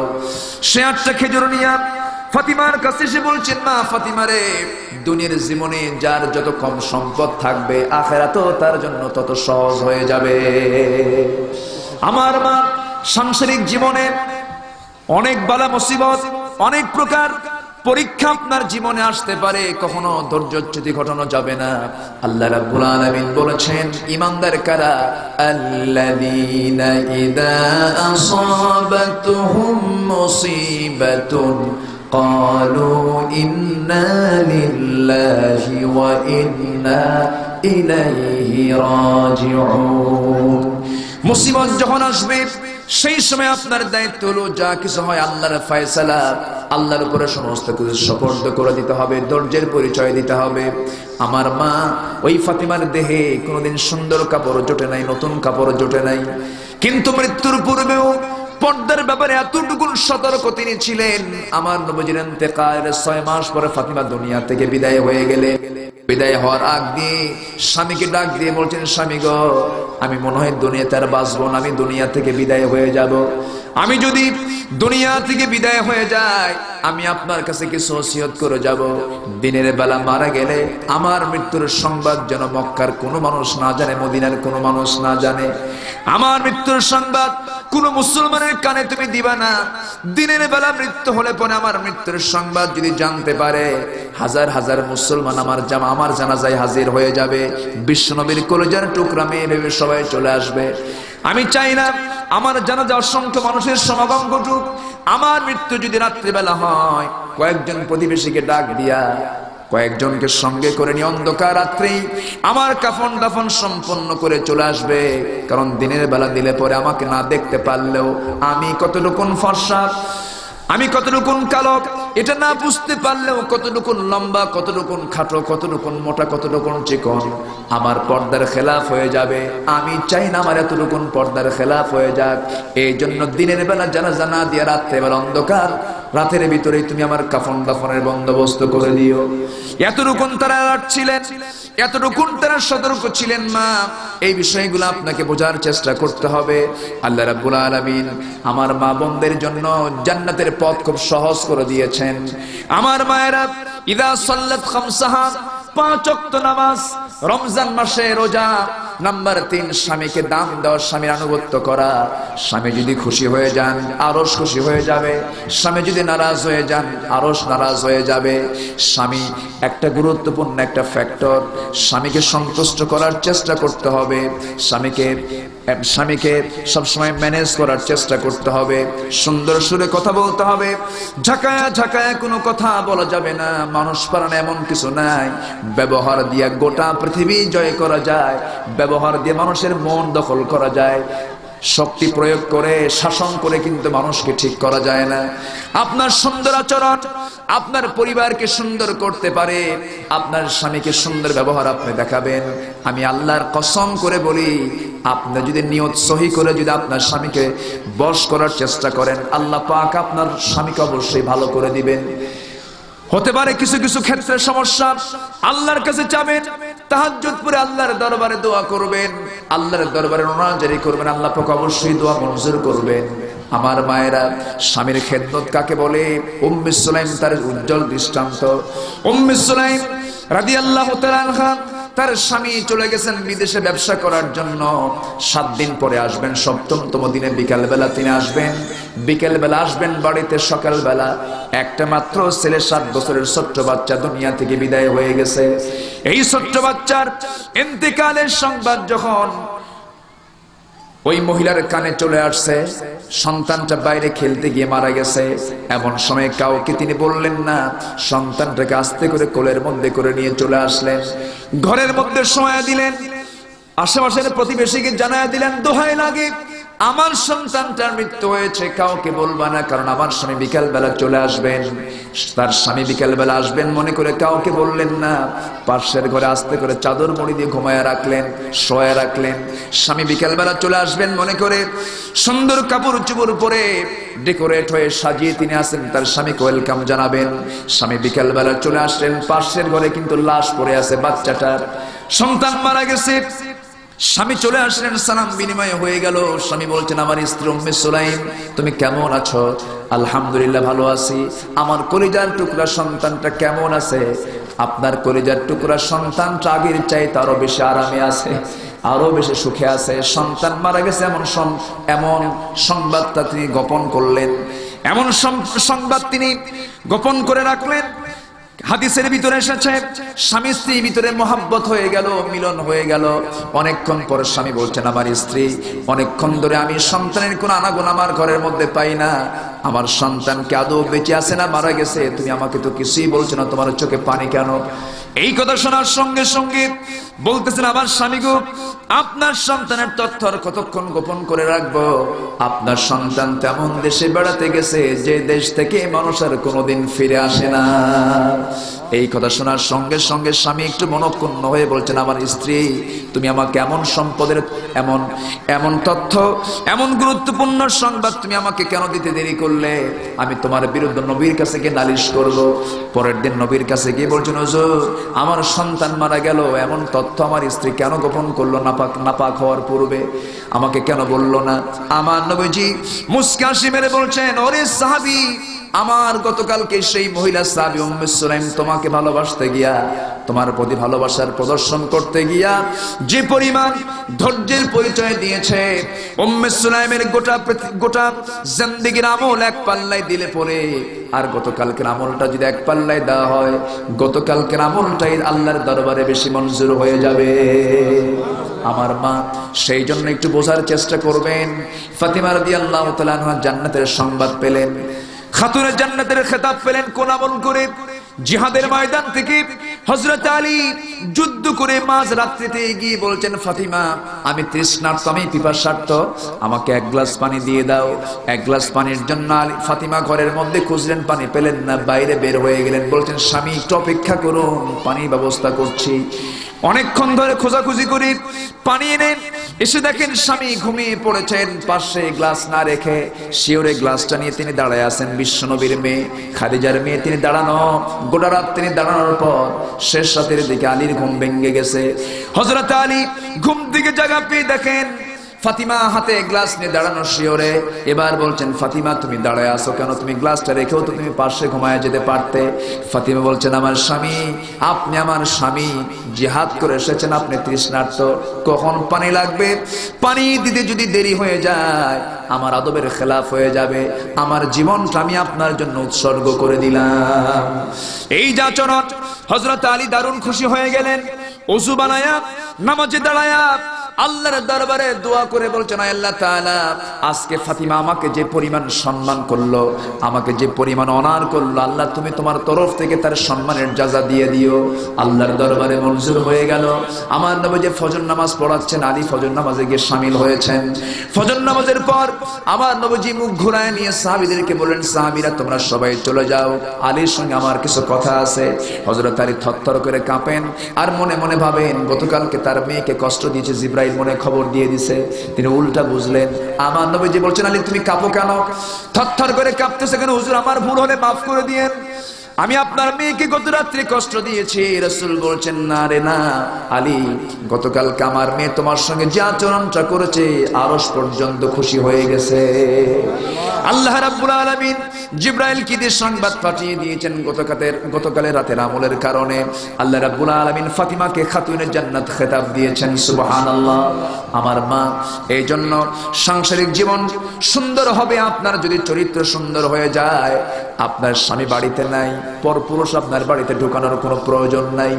আপনার স্বামী আপনার বাড়িতে নাই, পরপুরুষের সঙ্গে আপনি সোফা সেটে বসে বসে গল্প করার কোনো প্রয়োজন নাই। আপনার এই বিষয়গুলো খেয়াল করতে হবে। আমার নবী একদিন দেখতে পেলেন আয়েশা সিদ্দিকা রাদিয়াল্লাহু তাআলা আনহা তার বাবার সাথে একই ঘরে বাপ এবং বেটি দুজন মিলে গল্প করছিলেন। বাপ বেটি যখন গল্প করছেন তখন ঘরের মধ্যে কেউ নাই, নির্জন পরিবেশ। আমার নবীজি ঘরের মধ্যে ঢুকে দেখেন বাপ এবং বেটি দুজন মিলে কথা বলতেছে, সেই জায়গায় আর তৃতীয় কোনো ব্যক্তি নাই। নবীজির চেহারা ফ্যাকাশে হয়ে গেল, নবীজির চেহারা অন্যরকম হয়ে গেল, নবীজির হাসিটা হেরে গেল। বলা হলো, আবু বকর বলছেন, ইয়া রাসূলুল্লাহ, আপনি তো হাস্যোজ্জ্বল চেহারার মানুষ, আপনার চেহারায় কোনো হাসি দেখতে পাচ্ছি না। আমি তো আমার মেয়ের সঙ্গে কথা বলতেছি, আমার মেয়ে তো পরনারী নয়, আমি তো পরপুরুষ না, আমার মেয়ে মা বাপ বেটি গল্প করছি, আপনার মন খারাপ হলো কেন? রাসূল বলছেন, আলী, আবু বকর, তোমরা যখন দুইজন গল্প করছিলে নির্জন পরিবেশ, আমি দেখতে পেলাম তৃতীয় একজন ব্যক্তি এই জায়গায় বসেছে, তার নাম হলো শয়তান। মানে বুঝাইয়া দিলেন রাসূল, নির্জন পরিবেশে বাপ তার বেটিকে নিয়েও গল্প করা উচিত নয়, সেখানে আরেকজন থাকা উচিত। ফিতনা আসতে পারে, ফিতনা আসুক এমন কোন পরিবেশ তৈরি করা যাবে না। মা এই সমস্ত বিষয়ে সতর্ক করে দিয়েছেন মুহাম্মদুর রাসূলুল্লাহ সাল্লাল্লাহু আলাইহি সাল্লাম। আমার মা পোশাকের ব্যাপারে, কথার ব্যাপারে, এরপরে চাল চলনের ব্যাপারে, রাস্তায় বের হওয়ার ব্যাপারে সব কিছু আল্লাহ পাক কোরআনের ভিতরে বলে দিয়েছেন। আল্লাহ রাব্বুল আলামিন এই সমস্ত বিষয়ে জানিয়ে দিয়ে বলছেন, ও মহিলারা, চারটা কাজ যদি করতে পারো, নামাজ, রোজা, স্বামীকে দান, পর্দায় যদি থাকতে পারো, আটটা জান্নাতের সমস্ত দরজা আল্লাহ পাক আপনার জন্য খুলে খুলে দিবেন। আল্লাহ পাক মা বোনদেরকে বোঝার তৌফিক দান করুন। আমার মা, আপনারা একটু চুপে চুপে বলি আল্লাহুম্মা আমিন। এ পর্যন্ত তিনজন নারীর দৃষ্টান্ত পেলাম। দুজন নবীর স্ত্রী, যারা জাহান্নামী, নবীর স্ত্রী হওয়ার পরও তারা জান্নাত পেল না। আরেকজন হচ্ছেন একজন কাফেরের স্ত্রী, তার নাম হচ্ছে আসিয়া আলাইহিস সালাতু ওয়াস সালাম। আল্লাহ পাক তাকে জান্নাত দিয়েছেন। কাফের স্বামী হওয়ার পরও কাফেরকে, তার কুফরি শক্তিকে তিনি বিশ্বাস করেন নাই। তিনি মুসার দ্বীনকে, ইসলামকে তিনি মেনে নেওয়ার কারণে শেষ পর্যন্ত শাহাদাত বরণ করলেন। বাতিল শক্তির কাছে তিনি মাথা নত করলেন না। আমার মা, আপনাকেও সিদ্ধান্ত নিতে হবে। একামতে দ্বীনের কাজ করতে গিয়ে যদি আপনাকেও জীবন দিতে হয়, জীবন দেওয়ার মানসিকতা আপনার ভিতরেও থাকতে হবে। কারণ দ্বীনের, একামতের দ্বীনের কাজ শুধু পুরুষের নয়, মেয়েরাও একামতের দ্বীনের কাজের আঞ্জাম দিয়েছেন। উহুদের ময়দানে আমার রাসূল বলেন, উহুদের ময়দানে আমার কাছাকাছি দুজনকে বেশি পেয়েছি, উম্মে আয়মান, উম্মে আম্মারা। এই দুজনকে আমি উহুদের ময়দানে বেশি কাছে পেয়েছি। আমি দেখেছি তারা তাবুর খুঁটি হাতের মধ্যে নিয়ে সাহাবীদের অস্ত্র দিয়ে সহযোগিতা করেছে। এই জন্য মেয়েদেরও ইসলামে কম অবদান নাই। অনেক মেয়েরা, অনেক মহিলা সাহাবীরা একামতের দ্বীনের জন্য কাজ করেছেন। সম্মানিতা মা, আল্লাহ রাব্বুল আলামিন আপনার সন্তান একামতের দ্বীনের কাজ করবে, আপনি বাধা দিতে পারবেন না। আপনাকে ধৈর্যের পরিচয় দিতে হবে। আপনাকে হতে হবে আসমা বিনত আবু বকর রাদিয়াল্লাহু আনহার মতো। আসমা বিনতে আবু বকর রাদিয়াল্লাহু আনহার ছেলে আব্দুল্লাহ বিন জুবাইর হাজ্জাজ বিন ইউসুফের সময়, হাজ্জাজ বিন ইউসুফ বনি সাকিফ গোত্রের একজন মিথ্যুক বাদশা ছিল। সে নিরপরাধ অনেক দামি দামি যারা দিনের পথের প্রকৃত যারা মুজাহিদ তাদেরকে ধরে হাজ্জাজ বিন ইউসুফ অনেককে দুনিয়া থেকে বিদায় করে দিয়েছিল। তা আব্দুল্লাহ বিন জুবাইর, জুবাইর ইবনুল আওয়াম রাদিয়াল্লাহু আনহুর ছেলে আব্দুল্লাহ ইবনে জুবাইর যখন তার বিরুদ্ধে হাজ্জাজ বিন ইউসুফ ফরমান জারি করলো যে তাকে দুনিয়া থেকে বিদায় করে দিতে হবে, আব্দুল্লাহ ইবনে জুবাইর ভাবলেন আমি হলাম একমাত্র ছেলে, আমার মা বুড়া মানুষ, পৃথিবীতে আর কেউ নাই, তাই আমি যদি দুনিয়া থেকে বিদায় হয়ে যায় আমার মার কি হবে। মার কথা চিন্তা করে মার কাছে এসে বলছে, মা তুমি কি জানো হাজ্জাজ বিন ইউসুফের লোকেরা মুসলমানদের হাত কেটে নিচ্ছে, পা কেটে নিচ্ছে, চোখ তুলে নিচ্ছে, মস্তক বিচ্ছিন্ন করে দিচ্ছে, আমি কি করবো মা? আমি কি জিহাদে যাব? আমি কি বাতিল শক্তির মোকাবেলা করব? বুড়ি মানুষ আসমা বিনতে আবু বকর রাদিয়াল্লাহু তাআলা আনহা, আয়েশা সিদ্দিকা রাদিয়াল্লাহু আনহার বড় বোন, আবু বকর সিদ্দিক রাদিয়াল্লাহু আনহুর বড় মেয়ে, যাকে জাতুন নিতাকাইন বলা হয়, সেই মহিলা ওই বৃদ্ধ বয়সে বলছেন, বনু সাকিফ গোত্রের যখন লিডার হাজ্জাজ যখন দেশ চালাচ্ছিল ওই সময় তিনি বললেন, আব্দুল্লাহ তুই আমাকে এই কথা বলে আমাকে মনটা খারাপ করে দিলে, আমার মনটা নষ্ট করে দিলে কেন? আসমা বিনতে আবু বকর বলছেন, আব্দুল্লাহ রে আমি বুড়ি হয়ে যেতে পারি, আমি চোখে কম দেখতে পারি, আমার চামড়া কুচকে যেতে পারে, কিন্তু আব্দুল্লাহ তোর মুখ থেকে এমন জাতীয় কথা আমি শুনতে আমি পছন্দ করি না। এমন জাতীয় কথা তুই বলে আমাকে কষ্ট দিয়েছিস। আব্দুল্লাহ তুই বাতিল শক্তির মোকাবেলা করতে যাবি, দিনকে বিজয় করার জন্য তুই বের হয়ে যাবি। আমি তোকে একটা উদাহরণস্বরূপ বলতে চাই, ছাগল জবাহ করার পর সেই ছাগলের গোশত দিয়া ভুনা করে খাক, কিমা করে খাক, যে করে খাক, ছাগলের যেমন কোনো চিন্তা থাকে না, তেমনি তুই দুনিয়া থেকে বিদায় হয়ে যাবি, তোর চোখ তুলুক, হাত কাটুক, পা কাটুক, তোর দেখার কোনো দরকার নাই। আমি আসমা শহীদের মা হয়ে দুনিয়া থেকে বিদায় হতে চাই। চিন্তা করে দেখুন মা তারা কি ছিলেন। স্বামী ছিল না, কেউ ছিল না, সন্তান একমাত্র। সেই সন্তান এসে বলতেছে, এবার আব্দুল্লাহ বলছেন, মা আল্লাহর কসম করে বলি আমার জীবনটা দিতে আল্লাহর পথে বিন্দু পরিমাণ আমার কোনো এখানে কোনো কৃপণতা নাই, আমার কোনো বক্রতা নাই, কিন্তু আমি চেক করলাম মা তোমার মনের অবস্থাটা কি। আমি যদি দুনিয়া থেকে বিদায় হয়ে যাই তুমি সবর ধরতে পারবে কিনা, ধৈর্য ধরতে পারবে কিনা, এই চিন্তায় আমি পেরেশান ছিলাম মা, আমার কোনো চিন্তা নাই আর। এই কথা বলে আব্দুল্লাহ বিন জুবাইর হকের পক্ষে থেকে যখন বাতিল শক্তির যখন মোকাবেলা করতে গেলেন, তাকে দুনিয়া থেকে বিদায় করে দিয়ে হাজ্জাজ বিন ইউসুফের লোকেরা দুই পা বেঁধে গাছের সঙ্গে লটকা রাখলো, ঝুলায় রাখলো। 2 দিন চলে গেল, 3 দিন চলে গেল, তার লাশ কেউ নামায় না।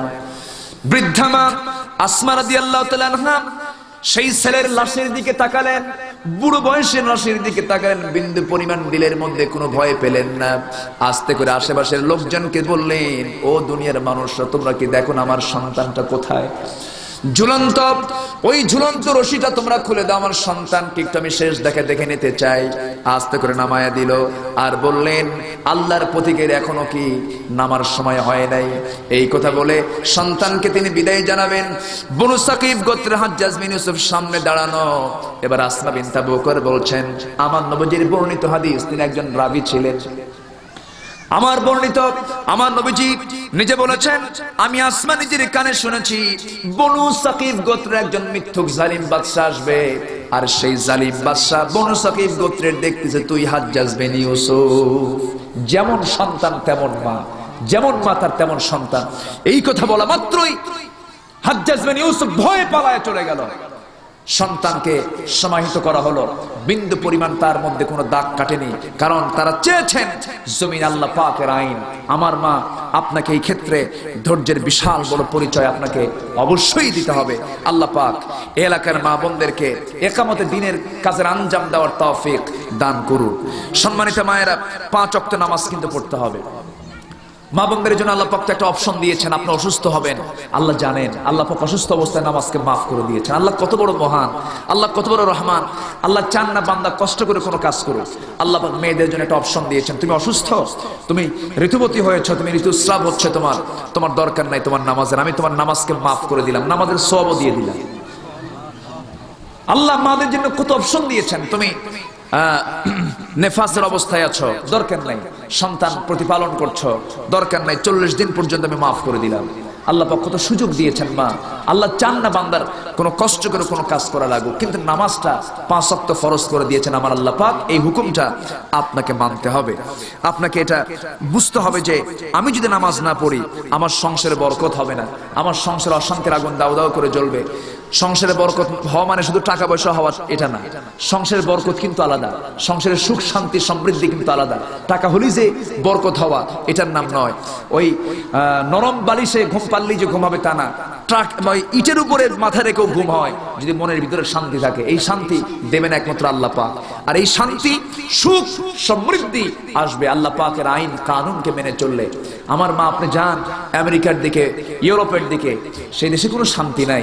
স্বামী কোন দিকে যায়, বউ কোন দিকে যায়, কে কোন দিকে ঘোরে, মার কোনো দাম নাই সেখানে, সন্তানের কোনো দাম নাই, একটা সংসার ব্যবস্থা নাই, একটা সামাজিক কোনো কাঠামোগত কিছু নাই, সব ওলট পালট, কেউ কারোর জন্য নয়।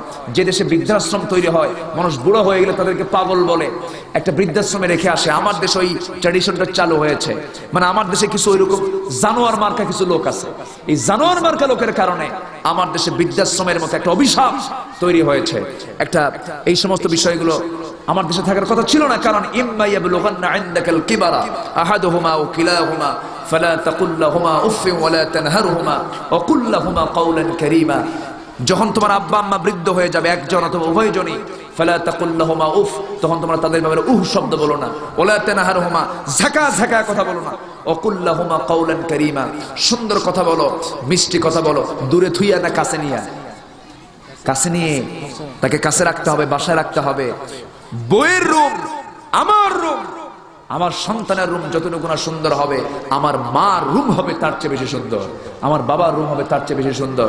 আমি যেন কাছে থেকে আমি যেন তার খেদমত করতে পারি।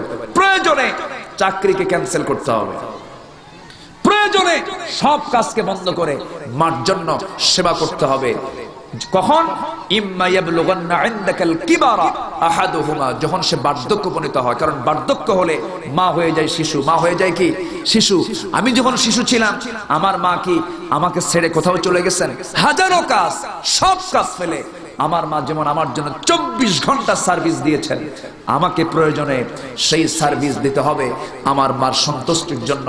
বৃদ্ধাশ্রমের পক্ষে ইসলাম ছিল না, ইসলাম নাই। বৃদ্ধাশ্রম এটা মুসলিম কোনো কালচার নয়, এটা ইহুদি খ্রিস্টানদের কালচার। কারণ ওদের মধ্যে বাপ মার সেবা, কোনো নসিহত, কোনো হুকুম, কোনো অর্ডার তাদের ভিতরে, তাদের সমাজে, তাদের সভ্যতা এগুলো নাই। এগুলো সভ্যতা নয়, এগুলো অসভ্যতা, এগুলো বর্বরতা। ওদের মধ্যে কোনো মানসিকতা কাজ করে না, ওদের মধ্যে কোনো দরদ কাজ করে না, কোনো মহাব্বত কাজ করে না। মহাব্বত যদি কাজ করতোই আজকে মুসলমানদেরকে পাখির বাচ্চার মতো গুলি করে হত্যা করতেছে।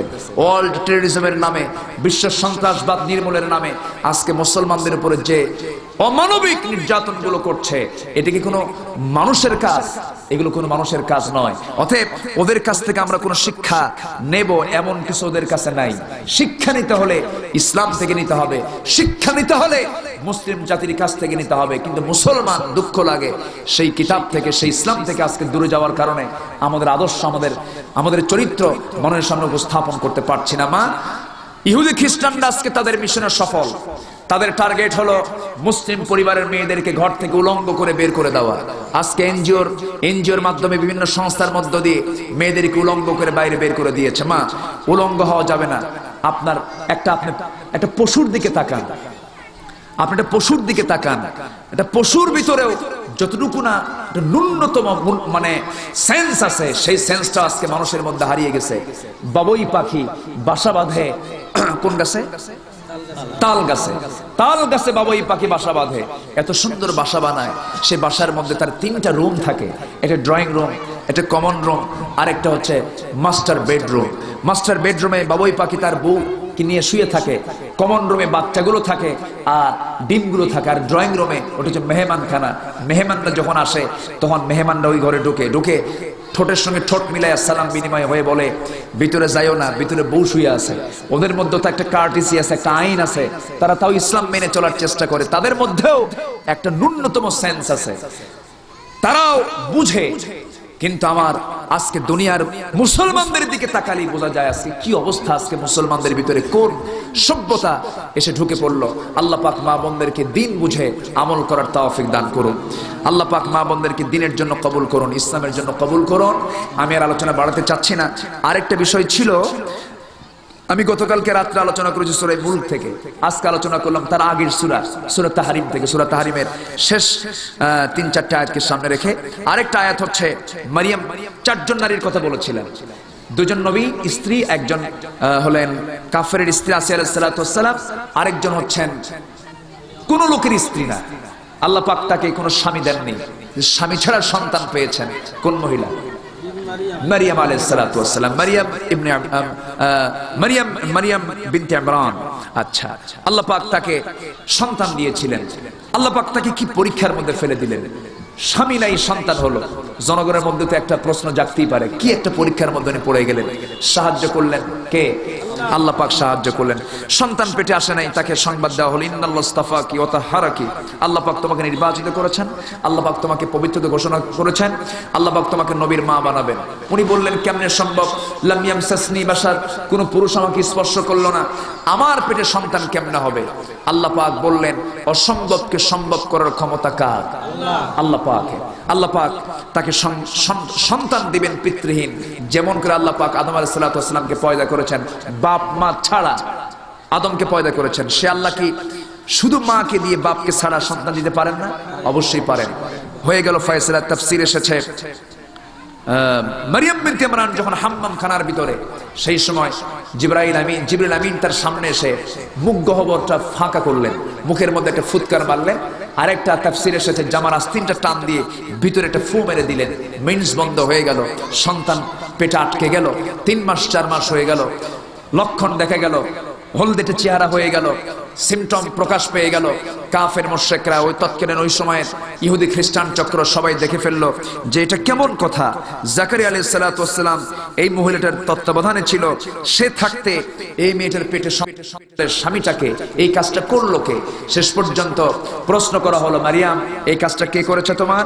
উনি বলেন আমাকে কোনো পুরুষ স্পর্শ করেনি, আল্লাহ পাক আমাকে তার নিজ কুদরতে সন্তান দান করেছেন।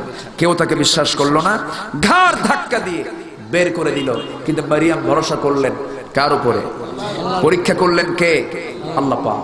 আল্লাহ রাব্বুল আলামিন বলেন ومريم ابنة عمران التي أحصنت فرجها فنفخنا فيه من روحنا وصدقت بكلمات ربها وكتبه وكانت من القانتين। শেষ পর্যন্ত কি হলো? তাকে ঘাড় ধাক্কা দিয়ে বের করে দেওয়া হলো। আল্লাহর উপরে তিনি ভরসা করলেন, আল্লাহ সন্তান তুমি দিয়েছো, এই বিপদ থেকে তুমি আমাকে বাঁচাও। আল্লাহ রাব্বুল আলামিন তাকে বাঁচালেন। 10টি মাস পূরণ হয়ে গেল, সন্তান ডেলিভারি হয়ে গেল। পৃথিবীতে 3 জন নারীর সন্তান ডেলিভারির সময় কোনো ধাত্রীর প্রয়োজন হয় নাই। তার মধ্যে একজন হচ্ছেন মারিয়াম, আরেকজন হচ্ছেন মা আমেনা, আরেকজন হচ্ছেন হযরত ইব্রাহিম আলাইহিস সালাতু ওয়াস সালামের মা। এই 3 জন মহিলার সন্তান ডেলিভারির সময় দুনিয়ার কোনো ধাত্রী নার্সের প্রয়োজন হয় নাই। তিনি ঘুমায় গেলেন শুকনো ডালের নিচে। তিনি ঘুম থেকে জাগা পেয়ে দেখেন তার বাম পাশে সদ্য সন্তান ঈসা হাত পা নড়াচড়া করছে। শুকনো ডালের নিচে ঘুমিয়ে পড়েছেন। গাছটা পাতা পল্লব দিয়ে ছড়ে গেছে, ফলমূল পাকা ধরে আছে। তিনি ফলমূল গুলো খেলেন, জীবনের শক্তি ফিরে পেলেন। সন্তানকে 3 দিন দুধ পান করালেন। 3 দিন দুধ পান করানোর পর আল্লাহ পাক বলছেন, মারিয়াম তুমি আর এই জায়গায় থাকতে পারবে না, এই সন্তান কিনে তুমি মানুষের মাঝে চলে যাও, বাইতুল মুকাদ্দাস চলে যাও। তিনি বললেন কেমনে যাব? সন্তান পেটে রেখেই যে আমাকে গালি শুনতে হয়েছে, এবার সন্তান ভূমিষ্ঠ করে নিয়ে আমি যদি মানুষের মাঝে চলে যাই, আমাকে গালির পরিমাণ বাড়ায় দেবে, আমাকে তারা বিভিন্ন প্রশ্ন করবে, কি জবাবটা দেব? আল্লাহ বললেন শোনো মারিয়াম, এখন তো আমার সাহায্য তোমার উপরে করা শুরু হয়ে গেছে, তুমি চলে যাও, আমার হুকুমটা ফলো করো। তোমাকে যখন কেউ প্রশ্ন করবে সেই সময় তুমি বলবে ক্বালাত ইন্নী নাযারতু লিররহমানি সাওমা। তুমি বলবে আমি একজন রোজাদার, আমি কোনো কথা বলতে পারবো না, যত কথা আমার সন্তানকে তোমরা করো। আমার সন্তান সকল প্রশ্নের জবাব দিয়ে দেবে। সন্তানটার বয়স মাত্র 3 দিন। কয়দিন বয়স? 3 দিন বয়স। এখন তো কথা বলা তো খুব কঠিন ব্যাপার। এই 3 দিনের বাচ্চা কথা বলবে। তিনি গেলেন মানুষের মাঝে, সমস্ত লোকজন বলে ফেললো, এই মারিয়ামের কোনো হায়া নাই, শরম নাই, লজ্জা নাই, এই সন্তানকে নিয়ে কেমনে আসলো, স্বামীর পরিচয় নাই, যার সন্তান নিয়ে চলে আসছে, এমন জাতীয় কথা বলে যখন বলতেছে, ও মহিলা তোর স্বামীর নামটা কি, এই সন্তানটার পিতাকে, এই কথা বলার সঙ্গে সঙ্গে তিনি বলেন আমি কোনো কথা বলবো না, এই সন্তানকে তোমরা জিজ্ঞাসা করো। একজন জিজ্ঞাসা করে ফেললো, ও সন্তান তোর মা তোকে জিজ্ঞাসা করতে বলে তোর পরিচয়টা কি? সঙ্গে সঙ্গে তিনি দোলনা থেকে জবাব দিচ্ছেন, ক্বালা ইন্নী আবদুল্লাহি আতানিয়াল কিতাব ওয়া জাআলানি নাবিয়্যা, আমি হলাম আল্লাহর গোলাম, আল্লাহ পাক আমাকে ইনজিল কিতাব দান করেছেন, আমি একজন নবী আর আমার মা একজন নবীর মা, অতএব আমার মার সঙ্গে তোমরা কেউ বেয়াদবি করতে পারবে না। আল্লাহ পাক হককে প্রকাশ করে দিলেন, সত্যকে প্রকাশ করে দিলেন, কিন্তু ধৈর্যের পরিচয় তিনি দিয়েছেন বলেই তো হয়েছে। এই জন্য মা এই মারিয়ামের দৃষ্টান্ত এই জন্য দেওয়া হলো, আল্লাহ পাক তাকে এত ধৈর্য দিয়েছেন, সেই ধৈর্যের পুরস্কার তিনি পেয়েছেন। মারিয়ামের জীবন থেকে আপনারা ধৈর্যের শিক্ষা নেওয়ার চেষ্টা করবেন। আল্লাহ রাব্বুল আলামিন এই 4 জন নারীর দৃষ্টান্ত দিয়ে বুঝায় দিচ্ছেন, ও দুনিয়ার নারী সমাজ সমস্ত কিছুর শিক্ষা তোমরা এর মধ্যে পেয়ে যাবে।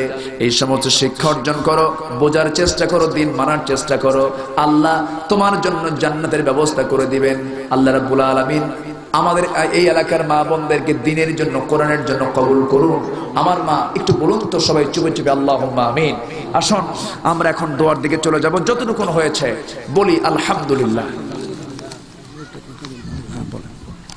যেমন আমাদের দেশের সমাজে যে বিয়ে শাদী হয়, যে গায়ে হলুদ দিতে, আচ্ছা, এখন একটা সিস্টেম বাড়িয়েছে কি আমরা ডোল বাদ্য বাজাই, বুঝলেন? আচ্ছা, এই জিনিসটা এখানে কিছু প্রশ্ন আসছে, এখানে কিছু প্রশ্নোত্তর পর্ব হয়ে যাক। যদি কোনো প্রশ্ন থাকে মাদের প্রশ্ন, আপনারা স্বেচ্ছাসেবক যারা আছেন তাদের মাধ্যমে, মহিলা ভলেন্টিয়ার যারা আছেন তাদের মাধ্যমে দিতে পারেন। খুব জরুরি যেগুলো প্রশ্ন উত্তর আমি দেওয়ার চেষ্টা করব। এটা একটা অপশন রাখা যেত, এটা একটা অপশন রাখা যেত, আগের থেকে নেওয়া যেত। সম্মানিত মেহমান, আপনার নিকট আমাদের একটি আবেদন, এই যে আপনি আমাদেরকে যৌতুক প্রথা, বিয়ের গায়ে হলুদ, বিয়ের অনুষ্ঠানের নামে গান বাজনা কতটুকু জায়েজ, কতটুকু জায়েজ, কতটুকু? আচ্ছা, প্রশ্ন তো মানে বোঝা যাচ্ছে মানে একটু করবেন তারা, লক্ষণটা এরকম মনে হচ্ছে। দেশ ও তরুণ সমাজ ধ্বংসকারী গাঁজা, মাদক এর হাত থেকে কিভাবে ত্রাণ পাবো, সে ব্যাপারে আপনার কাছে উপদেশ চাই। ত্রাণ পাবো, পরিত্রাণ পাবো গাঁজা মাদক থেকে। আমি ওয়াজ করে তো এটা বন্ধ করতে পারবো না, ওয়াজ করে তো এটা বন্ধ হবে না। এখান থেকে বাঁচার জন্য যারা মদ এবং গাঁজা যারা সাপ্লাই দেয়, সাপ্লায়ার কি আলেম ওলামা? সাপ্লায়ার তো আলেম ওলামা না, তো আমরা এটা বন্ধ করবো কেমন? সাপ্লাই যারা করে, সাপ্লাই বন্ধ করলেই বন্ধ হয়ে যাবে। জেনার কাজ শুধু ওয়াজ শুনে বন্ধ হবে না, জেনা বন্ধ হয়ে যাবে তখন যখন লাইসেন্স বন্ধ হয়ে যাবে। গাঁজা মদ বন্ধ হবে তখন যখন গাঁজা মদের সাপ্লাই ফ্যাক্টরি যখন বন্ধ হয়ে যাবে, মূল জায়গায় বন্ধ করতে হবে, তাহলে বন্ধ হয়ে যাবে। তো এখন হ্যাঁ, এতটুকু বলা যেতে পারে যে আল্লাহ পাক মদকে হারাম করেছেন, নেশাকে হারাম করেছেন। নেশার সঙ্গে ইসলামের কোনো সম্পর্ক নাই। যারা এটা খাবেন এটা হারাম, এটা নিঃসন্দেহে জাহান্নামের কাজ। আল্লাহ পাক আজকে বিশেষ করে একটা বিশাল অংশ তরুণ সমাজ ধ্বংসের সম্মুখীন। পার্শ্ববর্তী দেশের টার্গেট হচ্ছে এই দেশের যুব সমাজকে ধ্বংস করে ফেলা। ইয়াবা সহ যাবতীয় মাদক দ্রব্যগুলো অবাধে বর্ডার ক্রস করে দেশে পাঠিয়ে দেওয়া হচ্ছে। কেন? যুব সমাজ ধ্বংস হলে নিয়ন্ত্রণে নিয়ে আসা খুব একটা কঠিন কিছু হবে না। পৃথিবীকে গড়তে হলে যুবকরাই গড়তে পারে। এই যুব সমাজের মতো একটা বিশাল গোষ্ঠী যদি ধ্বংস হয়ে যায়, এটা তাদের জন্য সফলতা, এটা বুঝতে হবে। আল্লাহ পাক জাতির যারা নেতৃত্ব দিচ্ছেন তাদেরকেও বোঝার তৌফিক দান করুন। আচ্ছা, যৌতুক প্রথা, যৌতুক তো কৌতুক, যৌতুক তো মারাত্মক একটা ব্যাধি, এটা একটা ক্যান্সার, মারাত্মক একটা বিষয়। যৌতুকের জন্য বউকে মেরে ফেলে এমন রেকর্ড আছে। যৌতুকের টাকা শোধ করার পর আবার নতুন করে যৌতুক চায়, কি এতদিনে যৌতুক দেয় নাই, ওই টাকার সুদ সহ দিয়ে দেয়, এরকমও আছে। যৌতুক মারাত্মক একটা ব্যাধি। যৌতুকের টাকা আর শুকরের মাংস আর কুকুরের মাংস, there is no difference। মানে ওই কুকুরের মাংস আর শুকরের মাংস যেমন হারাম, যৌতুকের টাকা মেয়ে পক্ষের কাছ থেকে ওরকম নেওয়া হারাম। যৌতুকের এই করাল গ্রাস থেকে আল্লাহ পাক জাতিকে হেফাজত করুন। আমরা বলি আল্লাহুম্মা আমিন। বিয়ের গায়ে হলুদ আমি আলোচনার মধ্যে এটা নিয়ে এসেছি। তো গায়ে হলুদ আল্লাহ পাক কি আপনার গায়ের কালারকে নষ্ট করে দিছে নাকি? আপনার যে কালার আছে এই তো অনেক কালার, তো আপনার কালার নতুন করার কি দরকার? আর আপনি কালার করেন ঘরের মধ্যে করেন, আপনার বিয়ে হয় নাই তার আগের দিন আপনি ছেলের পক্ষের বাড়িতে যায় মেয়ে পক্ষের বাড়িতে যায় পরস্পর গায়ে হলুদের নামে এই সমস্ত পরধীনতার পরিবেশ সৃষ্টি করবেন, এটা মুসলিম কালচার নয়, এটা বিধর্মীদের কালচার। মুসলমান এই কালচার কখনো মানতে পারে না, এটা হারাম, স্পষ্ট হারাম। বিয়ে অনুষ্ঠানের নামে গান বাজনা, ঢোল, গান বাজনা এগুলো এখন বড় উচ্চ আওয়াজে, আচ্ছা ঢোল বাজায়, আচ্ছা ঢোল বাজাচ্ছে বিয়ের অনুষ্ঠানে, আচ্ছা হ্যাঁ বক্সে গান চালায়, ওরা মিলাদ টিলাদ চালু করে মনে হয়। না না না বহুত উচ্চ বাক্যে, যেমন পুরো সমাজটাই অস্থির করে আচ্ছা। এক একটা লোক এইভাবে এই সম্বন্ধে একটা হাইলাইট করে। যাই হোক, ঢোল বাজনা এটার সাথে ইসলামের কোনো সম্পর্ক নাই, এটা করা যাবে না। আল গিনা ইয়ামবুতুন নিফাক ফিল কলব, গান মানুষের অন্তরকে মুনাফিক বানায়, ছাড়ে কপট বানায়, মুনাফিক বানায়। গান শোনা যাবে না, গানের ধারে পাশে যাওয়া যাবে না, গান রিলেটেড কোনো ফাংশনে যাওয়া যাবে না, এতে ঈমান হারা হতে হবে, ঈমান নষ্ট হয়ে যাবে, ঈমান বিধ্বংস হয়ে যাবে। তো বিয়ের অনুষ্ঠানে, যে সমস্ত বিয়ের অনুষ্ঠানে এই সমস্ত এই যে গান বাজনা গায়ে হলুদ এগুলো হয়, আমি তো মনে করি সেই বিয়েতে কোনো রহমত হবে না। যেই কাজের ভিত্তি শুরু হয় হারাম দিয়া, সেই কাজে কোনোদিন বরকত হবে না, বরকত শূন্য হয়ে যাবে সেই পরিবার। এই জন্য ওই সমস্ত টাকা অপচয় না করে ওই টাকাগুলো আপনি অন্য কোনো খাতে খরচ করেন, অযথা এই সমস্ত টাকা খরচ করে আপনার টাকাগুলোকে হারাম পথে বিনিয়োগ দিয়ে আপনার কিয়ামতের দিন আপনি প্রশ্নের সম্মুখীন হবেন, এমনটা কাজ আপনি করার চেষ্টা করবেন না। আল্লাহ পাক এলাকার মা বোনদেরকে, এলাকার যুব সমাজদেরকে ইসলাম বুঝে আমল করার তৌফিক দান করুন। এরপরে আরো কিছু গুরুত্বপূর্ণ বিষয় থাকে। মেয়েরা নেইল পলিশ দেয়, নেইল পলিশ, ওই যে নখে, হ্যাঁ নেইল পলিশ দেয়, নখ পালিশ দেয় উপরে, মানে আল্লাহ পাক নখের যে কালার দিয়েছেন এটা খুব একটা ভালো না, এটা ভালো না, ওই জন্যই ওর উপরে আবার আরেকটা কালার দিয়া সুন্দর করার চেষ্টা করে। আল্লাহ পাক কি আমাদের যে নখের যে কালারটা দিয়েছেন এটা কি খারাপ? তো খারাপ না, আল্লাহ পাক যা দিয়েছেন, যা দরকার সেটাই দিয়েছেন। আপনি নেইল পলিশ কেন দিবেন? মেডিকেল সায়েন্স এটা অ্যালাউ করে না। যখন আপনি নেইল পলিশটা সর্বক্ষণ দিয়ে রাখবেন, সেই সময়ের মধ্যে আলো বাতাস যাচ্ছে না, আপনি যে কোনো মুহূর্তে আপনি ওই আলো বাতাস না যাওয়ার কারণে আপনার নখটা উঠেও যেতে পারে, আপনার নখে ডিজিজ আসতে পারে, রোগ আসতে পারে, অ্যালার্জি জাতীয় রোগ হতে পারে, আপনার নখ উঠে যাবে, আপনার নখে বিভিন্ন ধরনের অসুখ সৃষ্টি হবে। ইসলাম চায় না যে আপনি রোগী হয়ে যান, আপনি অসুস্থ হয়ে যান। এজন্য আপনি নেইল পলিশ ব্যবহার করবেন না।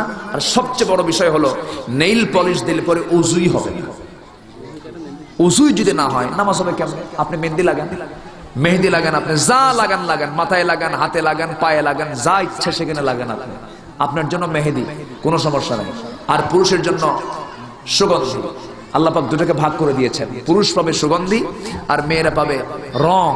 রং আপনারা দিবেন, কিন্তু সেই রং যে রঙে আপনার ওযুর কোনো, গোসলের কোনো ব্যাঘাত না ঘটে এমন জাতীয় রং আপনি ব্যবহার করবেন। মানে জাস্ট ওই মেহেদিটাই ব্যবহার করা অতি যুক্তিযুক্ত, এই তো। আর এরপরে মেয়েদের মাথার চুলের কালার, চুলটা কালো, কালো চুলের কালার আসলে মূলত কি বলেন তো? কালো। সেই চুলটা কি যেন হলো, কি যেন ডিজাইন আসলো এখন, সেই চুল কেউ কেউ লাল বানায়, কেউ কেউ নীল বানায়, কেউ কেউ হলুদ বানায়, আবার কালো, নীল, হলুদ বিভিন্ন মডেল। এই মডেলটার আমি নাম দিয়েছি ভেড়া মডেল। ভেড়ার গায়ে দেখবেন ওই যে পশমগুলো আছে, বিভিন্ন কালার আছে। তো আপনি এরকম ভেড়া মডেল বানাবেন কেন? আপনার আল্লাহ পাক যে চুল দিয়েছেন, চুল আপনি কাটবেন কেন? চুল কাটাও যাবে না, চুল কাটাও এটা জায়েজ নাই। এরপরে ভুরু, ভুরু আছে, ভুরু, এই ভুরুটা প্ল্যাক করে, করে না? ভুরুটা একদম তুলে ফেলে, অনেকে একদম একদম উঠায় ফেলে ভুরু দিয়ে, মানে আল্লাহ ভুলই করছে যে আল্লাহ তুমি এই ভুরুটা দিলে কেন, এই জন্য ভুরু তুললাম। কিন্তু না, আপনি ভুরু তুলবেন আপনার চোখ নষ্ট হয়ে যাবে, আপনি ভুরু তুলবেন আপনার চোখের জ্যোতি নষ্ট হয়ে যাবে, আপনার স্কিন নষ্ট হয়ে যাবে। আপনি ভুরু তুলবেন কেন? আপনার ভুরু তোলার তো কোনো ইখতিয়ার আল্লাহ পাক আপনাকে দেননি।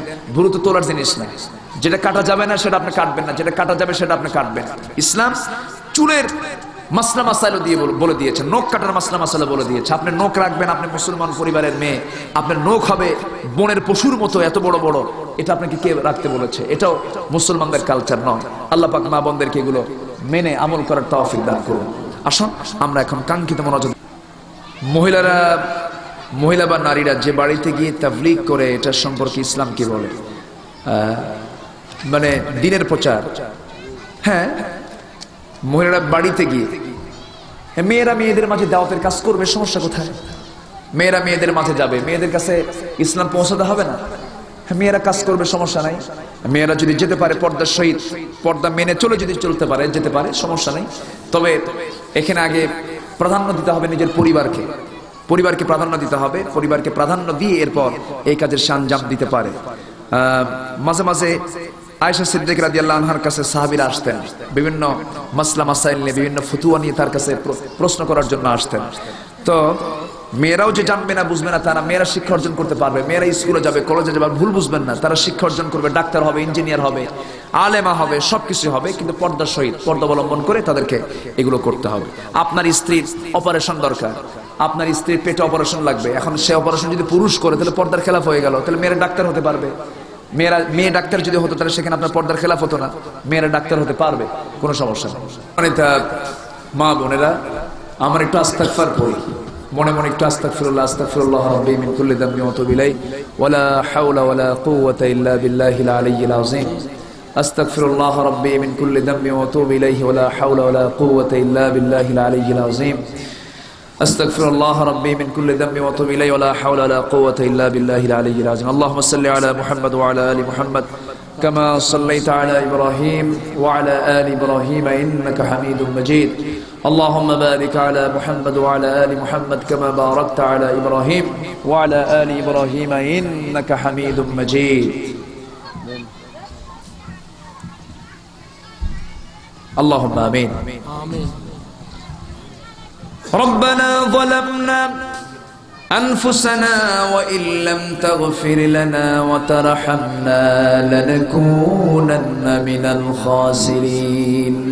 آية الله تعالى এই দ্বিপ্রহরে সকাল থেকে নিয়ে শুরু করে এই মহিলা সমাবেশ 9টা থেকে শুরু হয়েছে, প্রায় একটা বেজে চলছে, 12টা বেজে গেছে।